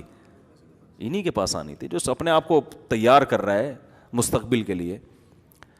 تو اس میں یہ لکھا ہے کہ انگریزوں کے خلاف جو لڑائیاں ہوئی ہیں نا, اس میں اس انگریز نے علماء دیوبند کے ایک ایک کے نام بیان کیے ہیں. وہ گورا لکھ رہا ہے کہ یہ وہابی تھے اور یہ لڑے, یہ لڑے, یہ لڑے, یہ لڑے. یہ میں اس لیے بتا رہا ہوں آپ کو کہ آج بہت سارے الٹے سیدھے الزامات علماء دیوبند پہ لگائے جاتے ہیں. تو انگریز کے خلاف اگر کوئی میدان میں حقیقی معنوں میں آ کے کھڑا ہوا ہے نا, تو کون کھڑا ہوا ہے؟ یہ وہی جن کو صوفی کہا جاتا ہے, جن کو کہا جاتا ہے یہ بس چٹائیوں پہ بیٹھ کے اللہ اللہ کرنے والے تھے. یہ چٹائیوں پہ بھی بیٹھتے تھے اور میدان جنگ میں گھوڑوں پہ بھی بیٹھتے تھے. تو جب وہ جہادی تحریکیں ناکام ہو گئی, کیونکہ مسلمانوں نے حقیقی معنوں میں ساتھ نہیں دیا. انگریز اتنا ذہن بنا چکا تھا کہ بغاوتیں ہو رہی تھیں, اپنے ہی لوگ بغاوت کر لیتے تھے. سید احمد شہید رحمۃ اللہ علیہ کی تحریک تھی, شاہ اسماعیل شہید رحمۃ اللہ علیہ شہید ہوئے, یہ سب اپنوں کی بغاوتوں سے ہوئے ہیں. مل جاتے تھے, پیسوں میں بک جاتے تھے مسلمان. تو اللہ کے فیصلے تو اجتماعی سطح پہ ہوتے ہیں نا, قوم صحیح ہوگی تو فیصلے ہوں گے, 2-4 افراد کے صحیح ہونے سے تھوڑی ہوتا ہے. تو حضرت مولانا الیاس رحمۃ اللہ علیہ نے جب دیکھ لیا نا یہ سب کچھ کیا ہو گیا ہے, ناکام, تو اب ایک حل تو یہ کہ مسلمانوں کو ایسے ہی چھوڑ دو. کہ ایسے ہی نہیں چھوڑا جا سکتا. اتنا درد تھا, اتنی فکر تھی, راتوں کو اٹھ کے نیند خراب ہو جاتی تھی. اور ہماری نیند خراب ہوتی ہے, کوئی پیسے نہیں واپس کر رہا, کوئی مسئلہ ہے وہاں, کوئی جو ہے نا, ان کی نیندیں خراب کیوں ہو رہی ہیں کہ بھائی یہ بر صغیر کے مسلمان تو سارے کافر ہو جائیں گے, یہ تو اسلام سے دور ہو جائیں گے. تو دینی مدارس کافی نہیں ہیں اس فتنے کو کنٹرول کرنے کے لیے. وہ اپنا کردار تو ادا کر رہے ہیں مگر یہ کافی نہیں ہے. تو انہوں نے کیا کیا کہ لوگوں سے کہا, جا کے منتیں کی, دیہاتیوں کی, پاؤں پکڑے کہ بھائی کچھ وقت ماحول تبدیل کرو, اللہ کی راہ میں نکلو, کلمہ سیکھ لو, کچھ موٹی موٹی ایمان کی باتیں سیکھ لو. اور اس کا ایسی اللہ نے, چونکہ اخلاص بہت تھا, ایسی برکت دی ہے کہ توقعات سے زیادہ اللہ نے اس کام کو مقبولیت ادا کی. پھر وہ پیش گوئی کیا کرتے تھے کہ ایک دن آئے گا ہماری جماعتیں امریکہ جا رہی ہوں گی. لوگ ہنستے تھے کہ یہ کیسی باتیں کر رہے ہیں, امریکہ جائیں گی جماعتیں, جاپان جائیں گی جماعتیں, پوری دنیا میں ایک تہلکہ. اس وقت اگر تبلیغی اجتماع ایک ہی جگہ ہو جائے نا سب کا, ابھی تو مختلف ٹکڑوں میں ہے نا, تو حج کے بعد دنیا کا سب سے بڑا اجتماع ہے یہ. حالانکہ نہ کوئی انٹرٹینمنٹ ہے, نہ لنگر تقسیم ہو رہا ہے, کچھ ہو رہا ہے, نہ کوئی ایئر کنڈیشن روم ہے, مٹی میں دریوں پہ لوگ بیٹھے ہوئے, اور وہ دریاں بھی اپنے گھر سے لے کر آ رہے ہیں. کمال ہو گیا بھائی. ابھی میں اجتماع میں گیا تھا نا, کراچی اجتماع میں 2-4 بزرگ حضرات سے ملاقات, زیارت کی نیت سے گیا تھا. ہم تو چونکہ بزرگوں کو مانتے ہیں تو ہم سمجھتے ہیں کہ ان کی زیارت کرنے سے فائدہ ہوتا ہے. بہت سے لوگ بزرگ لیس ہو گئے ہیں, ٹھیک ہے نا, وہ کہتے ہیں سارے بزرگوں میں کیڑے نکال کے انہوں نے کوئی بزرگ بولو نا چھوڑا ہی نہیں. وہ بزرگ ایسے, اس نے یہ کہا, اس نے یہ لکھا, اس نے یہ لکھا, اس نے یہ کیا, تو بزرگی مارکیٹ سے ان کی کیا ہو گئے ہیں, شارٹ ہو گئے. ہم لوگ کیا الحمدللہ بزرگ ہوتے ہیں, الحمدللہ ہم بزرگوں کی. ہم کہتے ہیں کہ صحابی کو صحابی صرف علم کی بیس پر نہیں کہا جاتا, علم تو بعض تابعین کے پاس صحابہ سے زیادہ تھا. بعض صحابہ بعض تابعین کے حلقے میں بیٹھتے تھے علم حاصل کرنے کے لیے, لیکن مقام کس کا زیادہ ہے, صحابی کا. کیوں؟ نبی کی صحبت اٹھائی ہے.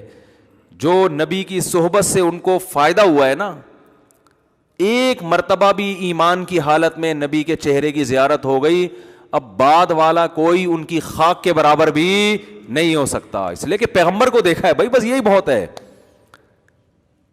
تو پیغمبر کا مطلب محمد ابن عبداللہ نہیں, پیغمبر کا مطلب رسول اللہ. آپ صلی اللہ علیہ وسلم کی 2 حیثیتیں ہیں. ایک حیثیت ہے کہ آپ عربی ہیں, قریشی ہیں, عبداللہ کے بیٹے ہیں, ابو طالب کے بھتیجے ہیں. ایک حیثیت تو آپ کی یہ ہے.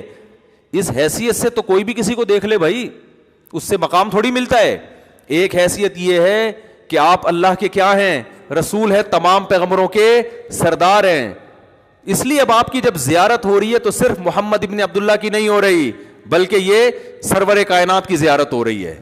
تو اس زیارت پر اللہ ایسا نوازتا ہے کہ اللہ کہتا ہے جس نے ان کو ایمان کی حالت میں دیکھ لیا, قیامت تک آنے والا کوئی محدث, کوئی فقیہ, کوئی مجتہد ان کی خاک کے برابر بھی نہیں ہو سکتا. امام مالک کا مشہور قول ہے نا, کسی نے کہا کہ عمر بن عبد العزیز نے اتنے ساری دین کی خدمات کی, ان کے زمانے میں حدیث زندہ ہوئی, فقہ زندہ ہوا, اور بنو امیہ کے جو مظالم تھے ان کا خاتمہ ہوا, اتنا کچھ ہو گیا, جبکہ حضرت معاویہ کے دور میں لڑائیاں بھی ہوئی ہیں.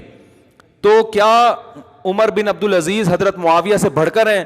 حضرت امام مالک کو اتنا غضب آیا, اور ان کے الفاظ کا مفہوم میں بیان کر رہا ہوں.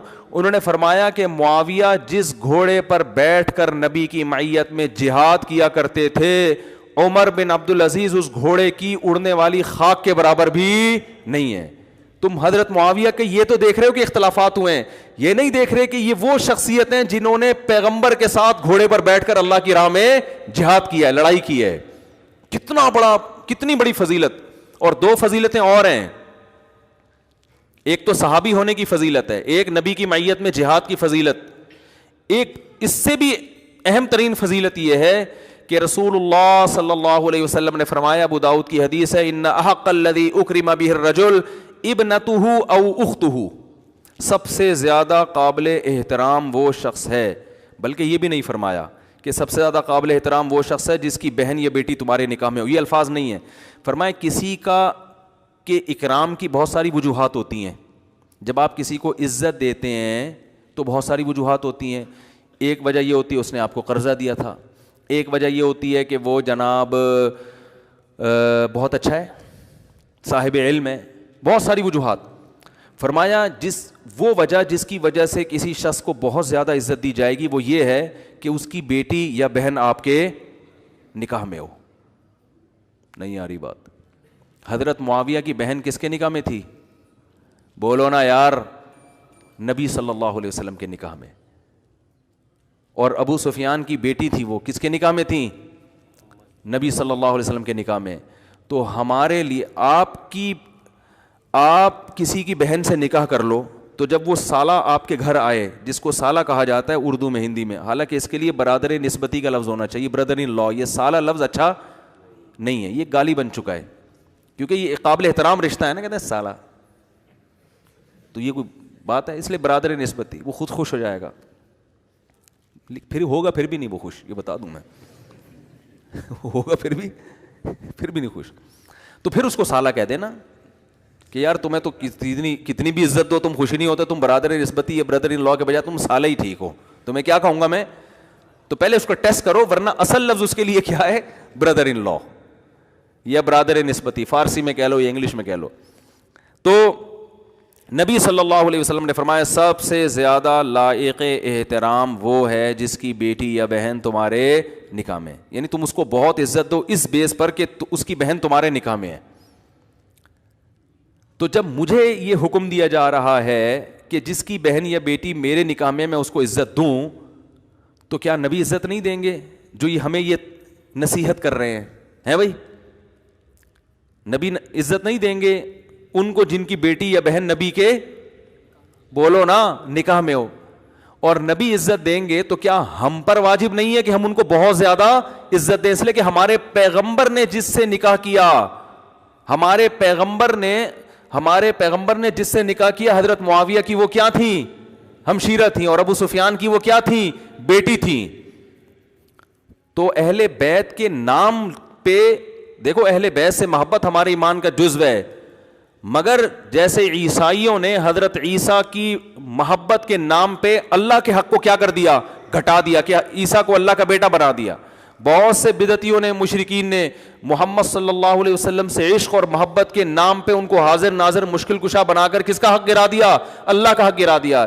ایسے ہی میں سب کی بات نہیں کر رہا, بہت سے لوگ اہل بیت کا لیبل لگا کے ان لوگوں کا مقام گرا دیتے ہیں جن کو نبی صلی اللہ علیہ وسلم نے عزت اور مقام دیا. آپ کسی کو ایسا پروٹوکول نہ دیں کہ اس کے پروٹوکول میں دوسرے کی بے عزتی ہونا شروع ہو جائے, یہ جائز نہیں ہے اسلام میں, یہ غلو ہے, یہ افراط و تفریط ہے. ہم مانتے ہیں کہ حضرت علی کا مقام حضرت معاویہ سے بہت بہتر ہے, صرف تھوڑا نہیں بلکہ بہت زیادہ بہتر ہے, کیونکہ حضرت علی نبی کے خونی رشتہ بھی قریبی ہے, اور پھر نبی کے داماد ہیں. بیٹی دینا یہ زیادہ مشکل کام ہوتا ہے بنسبت کسی کی بیٹی کے لینے کے. تو دینے میں زیادہ جگر چاہیے, دینے کے لیے بہت دفعہ سوچا جاتا ہے. تو اس لیے نبی صلی اللہ علیہ وسلم نے جو عزت حضرت علی کو دی اتنی حضرت معاویہ کو نہیں دی. لیکن اس کا یہ مطلب نہیں ہے کہ حضرت معاویہ قابل عزت نہیں تھے. حضرت علی کا مقام بہت اونچا ہے, مگر حضرت معاویہ کا مقام بھی کم نہیں ہے, نہ حضرت ابو سفیان کا مقام کم ہے. تو میں بات کر رہا تھا صحبت کی. تو صحابی رسول کو یہ پروٹوکول کیوں ملا؟ اس لیے کہ انہوں نے پیغمبر صلی اللہ علیہ وسلم کی صحبت اٹھائی. تو مجھے اگر کہیں موقع ملے کسی بزرگ کی زیارت کا, میں کوئی بہت نیک آدمی نہیں ہوں, نہ کوئی بہت بڑا فنٹر ہوں, نہ میں دعویٰ کرتا ہوں میں بہت بزرگوں کی عقیدت ہے, ٹوٹے پھوٹے جو بھی اللہ کبھی توفیق دے دے تو میں کوشش کرتا ہوں کہ زیارت بولو نا کر لی جائے, کہ شاید قیامت کے دن کام آ جائے. تھوڑی بہت کوشش کر لیتا ہوں کہ شاید تھوڑی سی اس عقیدت کو اللہ تعالیٰ قیامت کے دن بڑا بنا دے. تو میں گیا وہاں, کچھ تبلیغ کے اکابر تھے, ملاقات کا موقع مل گیا. تو میں جب ان کے پاس گیا تو بات جو کر رہا تھا وہ تو کھوپڑی سے نکلی گئی ہے. یہ واقعہ میں سنا کیوں رہا تھا, تو سارا صحبت پہ آ گیا. یہ واقعہ کیوں سنا رہا تھا میں؟ ہاں وہ جو اب شکر ہے آ گیا دماغ میں. جب بھی دماغ کو کھوپڑی کا ہونا تو وہ ایک دم ایکٹیو ہو جاتا ہے. یہ میں نے تجربہ کر کے دیکھا. دماغ بولو گے, کھوپڑی بولو گے نا, ایک دم دماغ کی کھوپڑی گھوم جاتی ہے پھر. ٹھیک ہے نا, بھولی ہوئی باتیں یاد آتی ہیں. یہ کھوپڑی کا لفظ میں اٹریکشن بہت ہے. تو میں جب ادھر گیا نا تو وہاں ایک دو بزرگوں سے زیارت ہوئی. تو وہاں ہم جب بیٹھے نا کھانا کھانے کے لیے, میں اخلاص بتا رہا ہوں کہ حضرت مولانا الیاس رحمۃ اللہ علیہ کا جو سینے کا درد تھا نا وہ کیسے منتقل ہوا ہے. حالانکہ نہ کوئی اسباب تھے نہ کوئی وسائل تھے, بس لوگوں کے جا کے منتیں کرتے تھے, کچھ وقت لگاؤ, اپنی جان اپنا مال اپنا وقت خرچ کرو. اس کی برکتیں دیکھیں کیسے ارب پتی کروڑ پتی لوگ جماعت میں نکلے, سارے کام آٹومیٹک ہو رہے ہیں. ڈاکٹر بھی بیٹھے ہوئے ہیں, کوئی فیس نہیں, ٹھیک ہے نا, ہوٹل کھلے ہوئے ہیں, کوئی پروفٹ نہیں ہے, سب فی سبیل اللہ, ہر آدمی فی سبیل اللہ. تو میں جب وہاں گیا تو ایک وہاں کوئی پرانے تھے, انہوں نے مجھے کھانا دیگ پہ بیٹھے ہوئے تھے, وہ دیگیں کھلا رہے تھے نا, ہم بھی گنے بن کے بیٹھ گئے وہاں پہ, ہمیں بھی خیر کھلایا انہوں نے. فری پھوڑ کا کون چھوڑتا ہے بھائی. تو میں نے کہا یار یہ دیگ پہ کون بیٹھا ہوا ہے؟ تو انہوں نے بتایا یہ کتنی فیکٹریوں کے مالک ہیں, یہ کتنے کروڑ پتی آدمی ہیں, اور دیکھو کیسے اپنے آپ کو کیا کر دیا. مجھے تو کوئی دیگ پہ بٹھایا, میں تو کم از کم نہیں بیٹھوں گا, میں کھا لوں گا. یہ دیگ پہ مجھے کوئی تصویر کھینچ کے ڈال دے گا, مفتی صاحب کا بزنس ہے, کس کا؟ دیگوں کا. عجیب سا لگ رہا ہوتا ہے نا آدمی. میں بکری کے ساتھ تصویر کھنچوانے کے لیے تیار ہوں, بریانی یا قورمے کی دیگ کے ساتھ مجھے تصویر کھنچواتے ہوئے بڑی شرم آتی ہے, کیونکہ ایسا لگے گا ان کا کیا ہے, یہ دیگوں کا کام کر رہے ہیں. ہمیں تو بڑی شرم آتی ہے, ہم تو نہیں بیٹھ سکتے, لیکن ان کا جگر ہے کہ نہیں ہے. دیکھو ایک کوئی دیگ کو کسی کا بزنس ہے وہ تو بیٹھ جائے گا نا, لیکن اگر کسی کا بزنس بہت اونچے لیول کا ہو, اس کو دیگ پہ بیٹھتے ہوئے شرم آئے گی. وہ تو کہے گا میں دیگ کا آرڈر تو کر دوں گا, لیکن میں دیگوں میں کھانا بانٹوں گا نہیں, اتنی نہیں ہو رہی.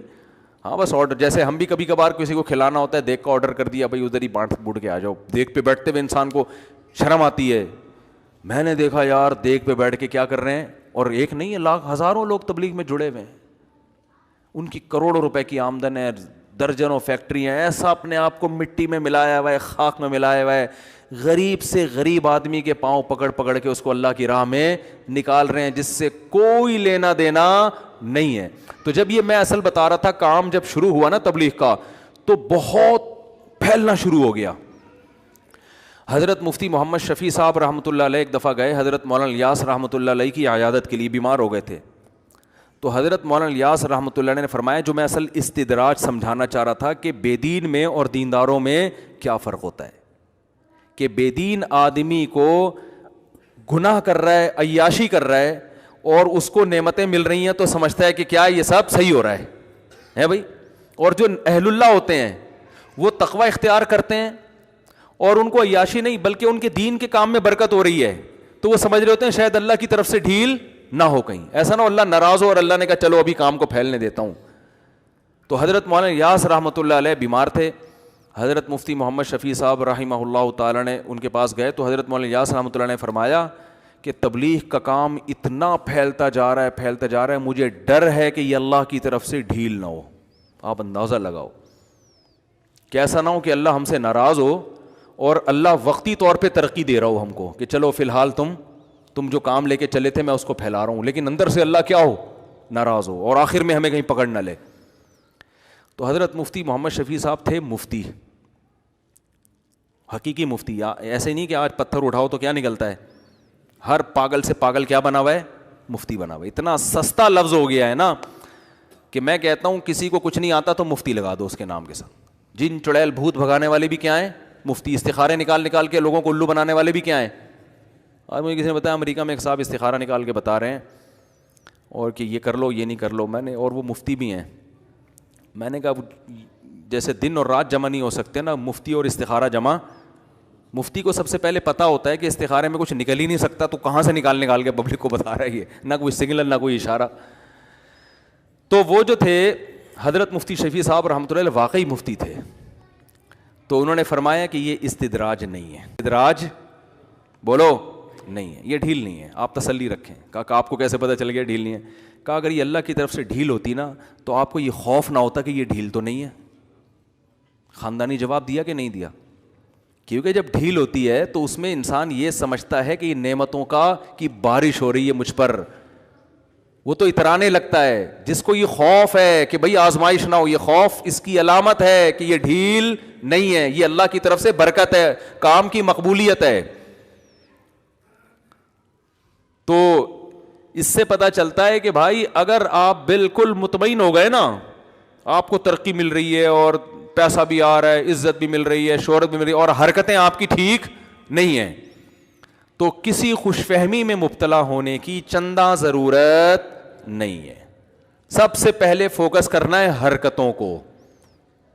اس کے بعد حرکتیں بھی ٹھیک ہیں آپ کی, فٹ فاٹ, گناہ سے بھی بچنے کی توفیق مل رہی ہے, پھر نعمتیں مل رہی ہیں, دنیا کی نعمتیں, تو اللہ کا شکر ادا کرو. مگر تھوڑا سا خوف رکھو کہ کہیں ڈھیل نہ ہو. امید ہے کہ ڈھیل نہیں ہوگی, یہ اللہ کی نعمت ہی ہوگی, لیکن آپ نے پھر بھی ڈرنا ہے کہ کہیں ڈھیل نہ ہو, کیونکہ اللہ کو اترانے والے لوگ پسند نہیں ہیں, اللہ کو دعویٰ کرنے والے لوگ پسند. ان اللہ لا يحب من کان مختالا فخورا.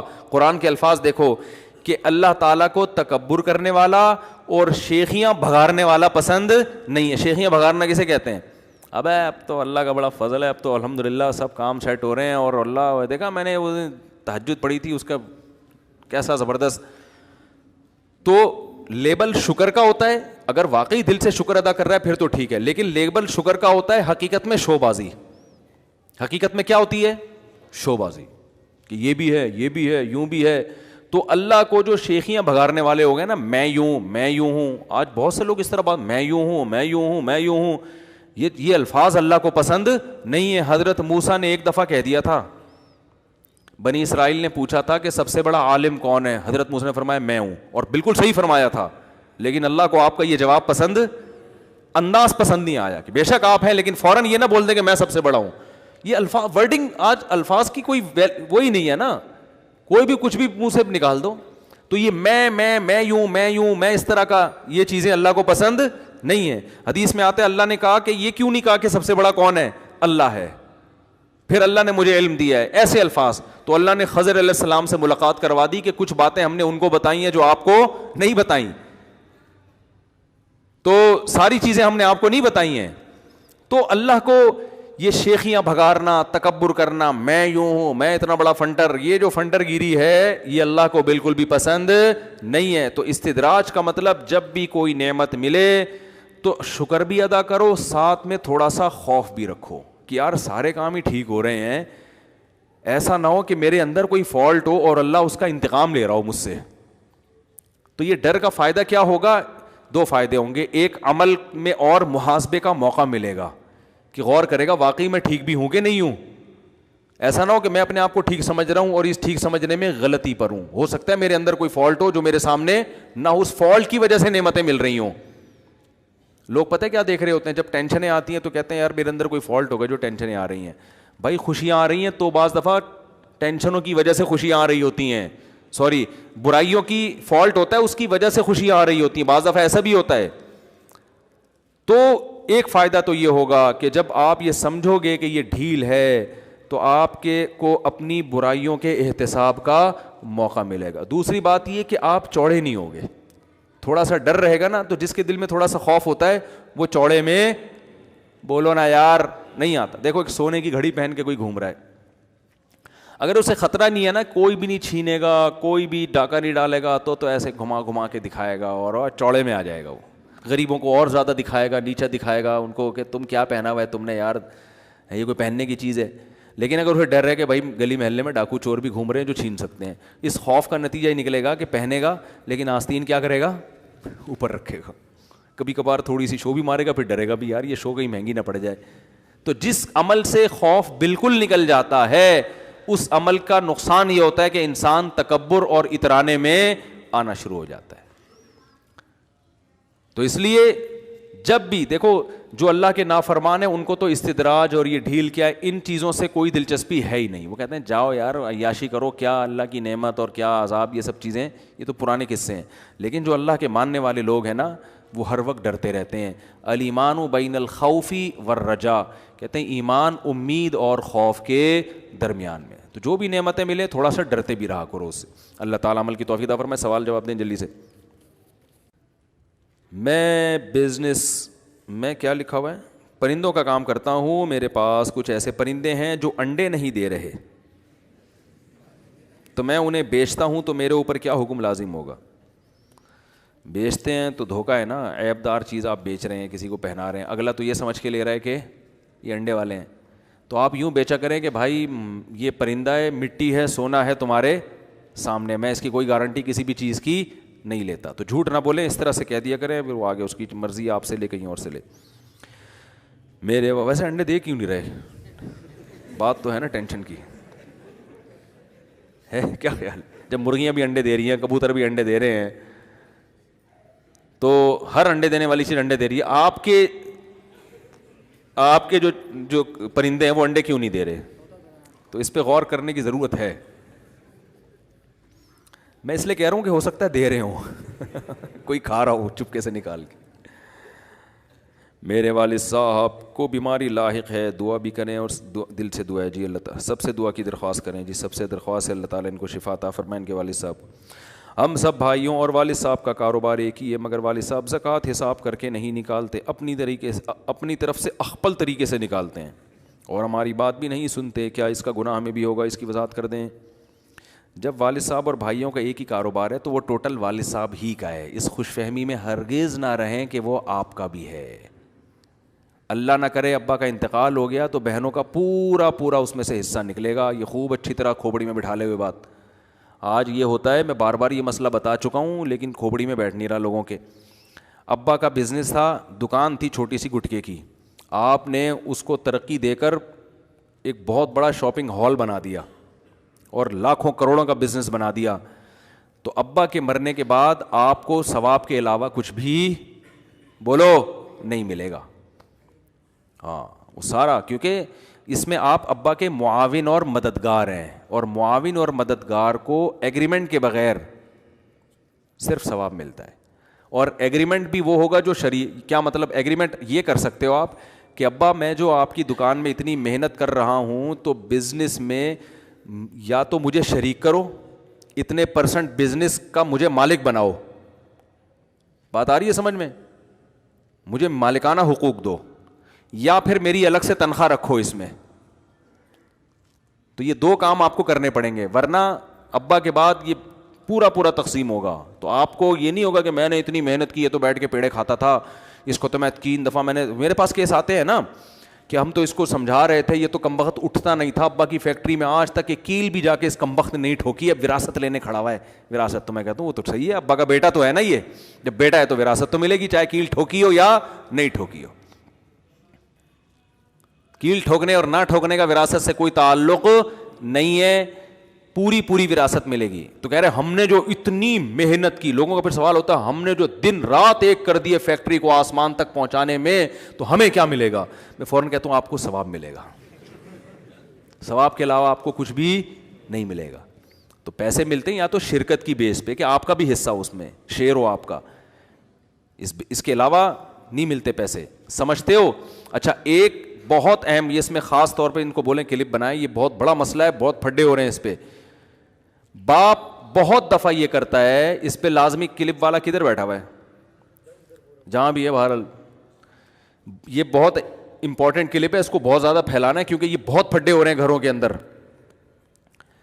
ابا یہ کرتے ہیں کہ زندگی میں, بھائی موبائل نہ کھولیں, زندگی میں کسی بچے کو یہ کہہ کر وراثت سے دستبردار کر دیتے ہیں کہ تم یہ دکان لے لو یا یہ فلیٹ لے لو اور اسٹیمپ پیپر پہ لکھ کے دے دو کہ اب میرے مرنے کے بعد تمہارا میری وراثت میں کوئی حصہ بولو نہیں ہوگا. یہ دکان آج سے تمہاری ہوئی یا اتنے پیسے تمہارے ہوئے, یہ تمہیں ہینڈ اوور کیا میں نے, اور اب تمہارا میرے سے ایگریمنٹ اور دوسرے بھائیوں سے ایگریمنٹ ہے, سب کے سگنیچر ہو گئے کہ اب اس بھائی کا, کیونکہ ہم نے زندگی میں اس کو اس کا حصہ دے دیا ہے, اب مرنے کے بعد یہ حصہ لینے کا مجاز نہیں ہے. تو جب یہ کام ہو جاتا ہے, ابا کا انتقال ہو جاتا ہے, تو جب کسی بھی دارالافتاء سے فتویٰ لیا جاتا ہے تو فتوے میں لکھا ہوتا ہے اس کا بالکل اتنا ہی حصہ دوبارہ سے ہوگا جتنا دوسرے بھائیوں کا حصہ ہے. پھر لوگ کہتے ہیں یار یہ کیا ہو رہا ہے, پھر میرے پاس لا کے اسٹیمپ پیپر دکھا رہے ہوتے ہیں کہ بھائی اس نے تو خود لکھا تھا کہ میں وراثت مرنے کے بعد حصہ نہیں لوں گا, اب یہ کس بیس پہ مانگ رہا ہے. ہم کہتے ہیں اس کا پورا پورا حق ہے مانگنے کا. نہیں آ رہی بات میرا خیال ہے, کیونکہ زندگی میں وراثت معاف کرنے سے معاف نہیں ہوتی. وجہ اس کی ہے کہ جو حق ابھی تک بنا ہی نہیں ہے, پہلے سے اس سے دستبرداری ہو ہی نہیں سکتی. اس کی مثال ایسے ہے, آپ لیاری سے آتے ہیں نا, ماشاء اللہ بیل گبول صاحب آئے تھے, وہ کوئی بیان رکھوا رہے تھے لیاری میں, میرے پاس نمبر مس ہو گیا ہے, رابطہ ہے آپ کا ان سے؟ ایسا نہ وہ فون کر رہے ہوں, میں فون نہیں اٹھاتا نا, مجھے نون نمبر کا میں نمبر سیو کرنا, تو آپ ذرا رابطہ کریں, ٹھیک ہے؟ تو اچھا ہوا یاد, لیاری سے یاد آیا مجھے. تو کیا کہہ رہا تھا میں؟ ہاں وراثت کا بتا رہا تھا کہ نہیں, وراثت میں کیا بتا رہا تھا, پہلے سے اگر آپ نے حصہ الگ کر دیا. ہاں میں یہ مثال دے رہا تھا کہ یہ ان پر آیا تھا, میں اصل میں تو اس چکر میں آیا تھا کہ یہ لیاری سے آتے ہیں ماشاءاللہ. میں نے ان سے کہا کہ آج کے بعد اگر آپ مجھ سے قرضہ لیں گے یا فیوچر میں آپ مجھ سے کوئی قرضہ لیں گے, نہیں اور آسان کر کے بتاتا ہوں, کہ میں نے آپ کو 1,00,000 روپے معاف کر دیے. یہ کہیں بھائی میں نے آپ سے 1,00,000 لیے ہی نہیں تو معاف کیوں کیے, کچھ معاف کیسے کر دیے؟ میں کہتا ہوں ابھی لیے نہیں, لیکن ہو سکتا ہے کبھی لے لو, ہو سکتا ہے کبھی لے لو. اب اتفاق ہوا کہ ایک دن انہوں نے لے لی 1,00,000 روپے. اب میں گیا, بھائی میرے 1,00,000 روپے واپس کر. انہوں نے کہا آپ نے پہلے کہا تھا کہ 1,00,000 میں نے کیا کر دیے, معاف کر دیے. تو یہ ان کی بات شریعت نہیں سنتی, اس لیے کہ معاف وہ حق کیا جاتا ہے جو ثابت ہو چکا ہو. جب یہ 1,00,000 روپے لیں گے, ان پر 1,00,000 واجب ہو جائیں گے, ان کے ذمے ہو جائیں گے, پھر مجھے یہ حق حاصل ہے کہ میں چاہوں تو لوں, چاہوں تو معاف کر دوں. ایک چیز ابھی ہوئی نہیں ہے تو پہلے سے معافی نہیں ہوتی. آپ نے اناؤنسمنٹ کر دی, آج کے بعد کوئی بھی مجھ سے کوئی بھی چیز خریدے گا تو جتنے کی بھی خریدے گا میں نے پہلے سے پیمنٹ معاف کر دی ہے, تو یہ معاف نہیں ہوتی. اس لیے کہ جب آپ اس کو ایک چیز بیچیں گے تو اس کے ذمے قرض آئے گا, دین آئے گا. جب حق آئے گا اس آنے کے بعد آپ معاف کریں گے تو معاف ہوگا, آنے سے پہلے معاف نہیں ہوتا. تبھی میں یہ جو دوسری شادی کرتے ہیں نا, ان میں ایک گڑبڑ یہ بھی ہوتی ہے, یہ کیا کرتے ہیں کہ پہلے سے بیوی سے حقوق معاف کروا لیتے ہیں. کیا کروا لیتے ہیں؟ بولو نا, حقوق معاف, کہ بھائی ہم تمہاری باریاں نہیں دیں گے, ہم تمہیں رات میں برابری نہیں کر سکتے, ہم ساری زندگی چھپن چھپائی کھیلیں گے, چھپا کے رکھیں گے, اور خرچہ بھی نہیں دیں گے یا تھوڑا خرچہ دیں گے. یہ حقوق معاف کروا لیتے ہیں, ہو جاتے ہیں معاف. یعنی معاف کا مطلب کس طرح سے ہو جاتے ہیں بھی بتا رہا ہوں. شادی ہو گئی, اب یہ باریاں بھی نہیں دے رہے, ٹائم بھی نہیں دے رہے, بیوی مطالبہ کرتی ہے تو یہ کہتے ہیں تم نے تو پہلے معاف کرا لیا ہے. تو معاف ہوا نہیں ہے, یاد رکھو, کیونکہ ایک حق ابھی آیا نہیں ہے تو معاف کہاں سے ہو گیا. نہیں آ رہی میرا خیال ہے بات سمجھ میں, کیونکہ جب آپ ایک بیوی کے پاس جاؤ گے تو پھر آپ پر واجب ہوگا کہ دوسری بیوی کے پاس رات گزارو. یہ واجب ہوگا تو اس کے بعد وہ معاف کرے گی تو معافی ہوگی, اور وہی رات معاف ہوگی, اگلی والی پھر بھی معاف نہیں ہوگی. نہیں آ رہی بات سمجھ میں, ٹھیک ہے نا, کیونکہ ایک حق ابھی ہوا ہی نہیں ہے نا. ایڈوانس میں معافی نہیں ہوتی اسلام میں, ایڈوانس میں نہیں معافی ہوتی. حق آئے گا, جیسے مہر ہے, ابھی کہیں شادی ہوئی نہیں, آپ نے خاتون سے کہہ دیا کہ میں تمہیں 1,00,000 روپے مہر دوں گا, اس نے کہا میری طرف سے معاف ہے, چلو شادی کر لو. شادی کر کے پھر مہر واجب ہو جائے گا, کیونکہ ابھی واجب ہوا ہی نہیں ہے, تو پہلے سے ایڈوانس کی معافی کا اعتبار نہیں ہے. ہاں یہ ضرور ہے کہ آپ جب مہر واجب ہوگا تو آپ اس کو کہو گے کہ دیکھو تم نے معاف کر دیا تھا, اب اخلاق و مروت کا تقاضا یہ ہے کہ میں تو اسی چکر میں آ گیا تھا کہ تم کیا کر دیا معاف, وہ تو قاضی صاحب نے پھر دوبارہ رکھ دیا, تو اب ایکسکیوز می پلیز آپ یہ مجھے کیا کر دو, معاف کر دو. تو اس بیس پر اس کو رغبت دلانا یا یہ کہنا کہ اخلاقیات کا تقاضا ہے کہ آپ معاف کر دیں, وہ ایک الگ بات ہے, لیکن رائٹ نہیں ہے آپ کا. سمجھتے ہو کہ نہیں سمجھتے ہو؟ تو ایسے بہت سے واقعات میرے سامنے آئے ہیں کہ شادی سے پہلے لڑکا لڑکی نے ایگریمنٹ کیا کہ بھائی چھپا کے رکھوں گا میں, باریاں نہیں دوں گا اور بالکل الگ رکھوں گا, تو اب بعد میں بیگم کا میٹر گھوم گیا, اس نے کہا مجھے تو پوری پوری باریاں چاہیے. تو میرے پاس کیس آتا ہے, میں کہتا ہوں دینی پڑیں گی باریاں. بلکہ اگر آپ کی بیوی بھی حقوق معاف کر دینا پہلے سے, یعنی شادی ہو گئی, ایک ہی شادی, دو نہیں, پراپر طریقے سے ایک شادی ہو گئی, بیگم نے کہا کہ میں نے اگلے 1 سال کا خرچہ معاف کر دیا, یہ میں آپ سے نہیں لوں گی, تو معاف نہیں ہوگا, اس لیے کہ وہ آپ پر ابھی واجب ہی نہیں ہوا ہے, تو معاف کہاں سے ہو گیا؟ بس وہ ایک اخلاقی طور پر ایک الگ بات ہے کہ بیگم تم نے کہا تھا کہ دیکھو میں 1 سال کا خرچہ نہیں لوں گی تو اب نہیں لو. وہ اخلاقیات کی باتیں تو ایک الگ ہوتی ہیں, لا نہیں ہے, اسلام کا قانون نہیں ہے, یہ قانونی طور پر اس کو پورا حق حاصل ہے کہ دوبارہ آپ سے وہ مانگے اور کہے میں اپنی بات سے رجوع کر رہی ہوں. سمجھتے ہو کہ نہیں سمجھتے ہو؟ تو اسی میں یہ ذہن میں رکھو کہ اگر آپ نے کہیں جو ہے وراثت دے دی بیٹے کو یا بیٹی کو اور کہہ دیا کہ اب تمہارا میرے مرنے کے بعد وراثت میں کوئی حصہ نہیں ہے, اس نے ایگریمنٹ بھی کر لیا, اسٹیمپ پیپر پہ انگوٹھے بھی لگا دیے جیسے سبزی والے نے لگائے تھے سارے انگوٹھے, تو وہ جب ابا کا انتقال ہوگا تو جیسے میں 1 سال انگوٹھے لے کے گھومتا رہا آپ بھی وہ انگوٹھے لے کے گھومتے رہیں, اس سے حاصل ہونے والا کچھ بھی نہیں ہے.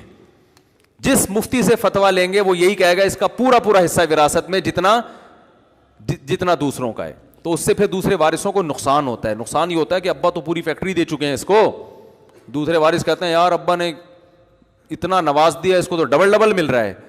تو میں ان سے کہتا ہوں یہ غلطی ابا کی ہے, ابا کو یہ پروسیس کرنے سے پہلے کسی مفتی سے رابطہ کرنا چاہیے تھا. سمجھ میں آ رہی ہے بات کہ نہیں آ رہی؟ اب جو ہو گیا وہ ہو گیا.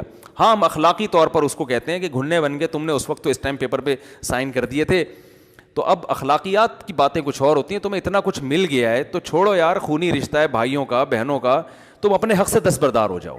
میں ایسے لوگوں کو یہی سمجھاتا ہوں, تمہیں مل گیا نا, چلو غلطی سے ملا لیکن مل تو گیا نا. اب خونی رشتہ ہے, کیا لا اور قانون کے پیچھے چلو گے تو ٹھیک ہے, قانون تمہیں سپورٹ کرے گا, لیکن اخلاقیات اور رشتہ داری بھی کوئی چیز بولو نا ہوتی ہے. تو میں ان سے خود کہتا ہوں کہ چھوڑ دو یار اپنا حصہ. میں ان کو بتاتا ہوں بھائی میں آپ کی جگہ ہوتا تو شاید چھوڑ دیتا کہ یار جب تمہیں مل گئی, اتنی بڑی فیکٹری مل گئی, طارق روڈ کی دکان مل گئی, تمہیں فلیٹ مل گیا, تو اپنا حصہ خود اپنی خوشی سے دوسروں کو دے دو کہ یار میرے ابا نے مجھے دے دیا تھا. لیکن قانونی حق بہرحال حاصل ہے, تو اس لیے کہ وراثت ایسا حق ہے جو مرنے کے بعد لازم ہوتا ہے. باپ کی زندگی میں وارثوں کا کوئی حق باپ کی جائیداد میں نہیں ہے ہی نہیں, تو معاف کہاں سے ہو گیا؟ سمجھ میں نہیں آ رہی بات؟ اب اس کا ایک تدبیر بتاتا ہوں, اگر یہ اس کی ضرورت پیش آ جائے تو کرنا کیا چاہیے پھر. بعض دفعہ یہ ہوتا ہے کہ ایک پخروٹی ہوتا ہے, وہ کباب میں ہڈی بنا ہوتا ہے, سب چاہ رہے ہوتے ہیں ابا اس کو زندگی میں کیا کر دو, الگ کر دو, یہ بعد میں ٹینشن بنے گا یہ بندہ ہمارے لیے, اس کو کاروبار سے نکالو, سب چیزوں نکال کے اس کو ابھی سے الگ کر دو. تو اس کا ایک تدبیر یہ ہے کہ باپ یہ دیکھے کہ بھائی میری ٹوٹل جائیداد کتنی ہے, اگر آج میں اللہ نہ کرے مر جاتا ہوں تو کس وارث کے حصے میں کتنے پیسے آ رہے ہیں. اگر آج میری انتقال ہو جاتا ہے تو کس وارث کے حصے میں کتنے پیسے آ رہے ہیں. مثال کے طور پر باپ نے سب کو بلایا, بٹھایا, بیٹوں کو, بیٹیوں کو, بیگم کو, سب کو بٹھایا, بولا بھائی ابھی تو کوئی حصہ نہیں ہے کسی کا, نہ 8 لوگ کہتے ہیں نا اپنے زندگی میں اس کا حصہ دے دیا تو زندگی میں حصہ ہے ہی نہیں. یہی وجہ ہے کہ باپ جب زندگی میں وراثت تقسیم کرے گا تو 2 اور 1 کے تناسب سے نہیں بلکہ برابر, کیونکہ وہ وراثت نہیں ہے بلکہ وہ گفٹ ہے. اور گفٹ میں, تحفے میں اصول یہ ہے کہ بیٹے اور بیٹی میں فرق کرنا ٹھیک نہیں ہے. بیٹی کو آپ 2 لاکھ دے رہے ہیں, بیٹی کو 1 لاکھ دے رہے ہیں, یہ غلط ہے. اس لیے کہ جب آپ گفٹ دے رہے ہیں تو جتنا گفٹ بیٹی کا ہے بیٹے کا ہے, بیٹی کا بھی اتنا ہی ہے. کیا ہو گیا یار, دیکھو باپ جب روٹی کھلاتا ہے تو ایسا ہوتا ہے کہ بیٹے کو 2 روٹی کھلائے گا, بیٹی کو 1 روٹی کھلائے گا کہ تم بیٹی ہو, ہے یہ جائز ہے باپ کے لیے؟ ظلم ہے یا نہیں ہے؟ بیٹے کو 2 آئس کریم کھلا رہا ہے, بیٹی کو کیا کھلا رہا ہے؟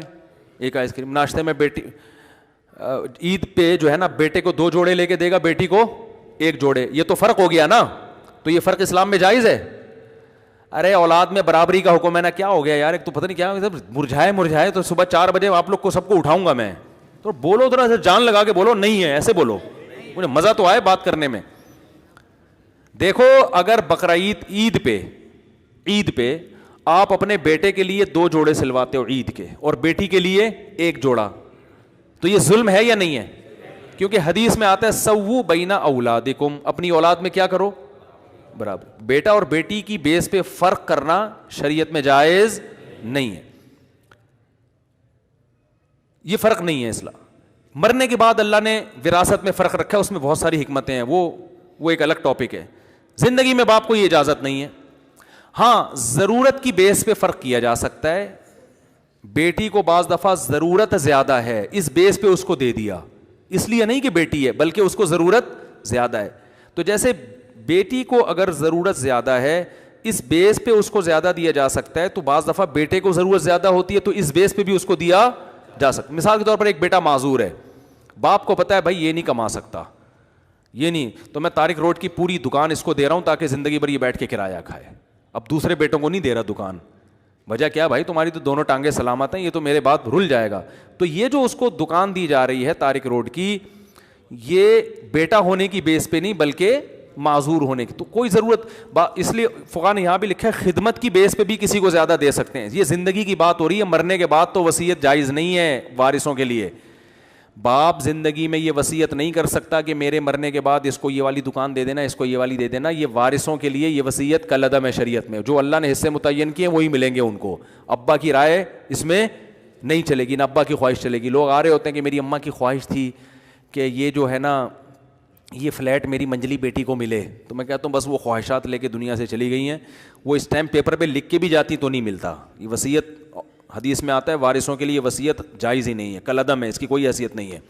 وہ اللہ نے حصے جو متعین کیے وہی ملیں گے, چاہے وہ بیٹے نے خدمت کی ہو یا 1 نمبر کا بدماش بیٹا ہوگا اس کو بھی اتنی ہی وراثت ملے گی جتنی 1 نمبر کے خدمت گزار کو ملے گی. لیکن زندگی میں باپ جو وراثت دیتا ہے وہ وراثت نہیں ہوتی بلکہ وہ کیا ہوتی ہے, گفٹ. اس پہ گفٹ کے حکام ہے. تو گفٹ میں اصل حکم یہ ہے کہ اولاد میں برابری کی جائے. ہاں خدمت کی بیس پہ کسی کو زیادہ دیا جا سکتا ہے, یہ بہت خدمت گزار ہے, اس نے میری بڑی خدمت کی ہے, چل بیٹا یہ تو کچھ پیسے, تو 3 پراٹھے وہاں سے کھا لینا, ٹھیک ہے نا, یہ زیادہ دیا جا سکتا ہے. یا معذور ہونے کی یعنی ضرورت کی بیس پہ, دینداری کی بیس پہ بھی دیا جا سکتا ہے. ایک شرابی کبابی ہے, ایک چلے 4 مہینے میں چلا رہتا ہے, تو آپ کو پتہ ہے یار اس کو زیادہ دوں گا تو یہ آخرت میں ذخیرہ بنائے گا, اس کمبخت کو دوں گا یہ پان گٹکے میں اڑا دے گا, تو دینداری کی بیس پہ بھی زیادہ دیے. یعنی اس میں اولاد کے ساتھ خامخواہ کی برتری نہیں ہو رہی بلکہ کسی بیس پہ ہو رہی ہے. تو اس میں بیٹی کو بھی زیادہ دیا جا سکتا ہے اور بیٹے کو بھی. بیٹی غریب گھرانے میں چلی گئی, شوہر اس کا بہت غریب ہے, کھانے کو روٹی نہیں ہے, گزارا نہیں ہو رہا, تو باپ نے اس کو تھوڑا زیادہ دے دیا کہ بھائی یہ بیٹے تو میرے اسٹیبل ہیں, یہ بیچاری غریب ہے تو اس کو. تو یہ زندگی میں جس کو وراثت کہا جاتا ہے وہ وراثت نہیں ہوتی, وہ کیا ہوتا ہے, گفٹ ہوتی ہے. خوب اچھی طرح کھوپڑی میں بٹھا لیں یہ.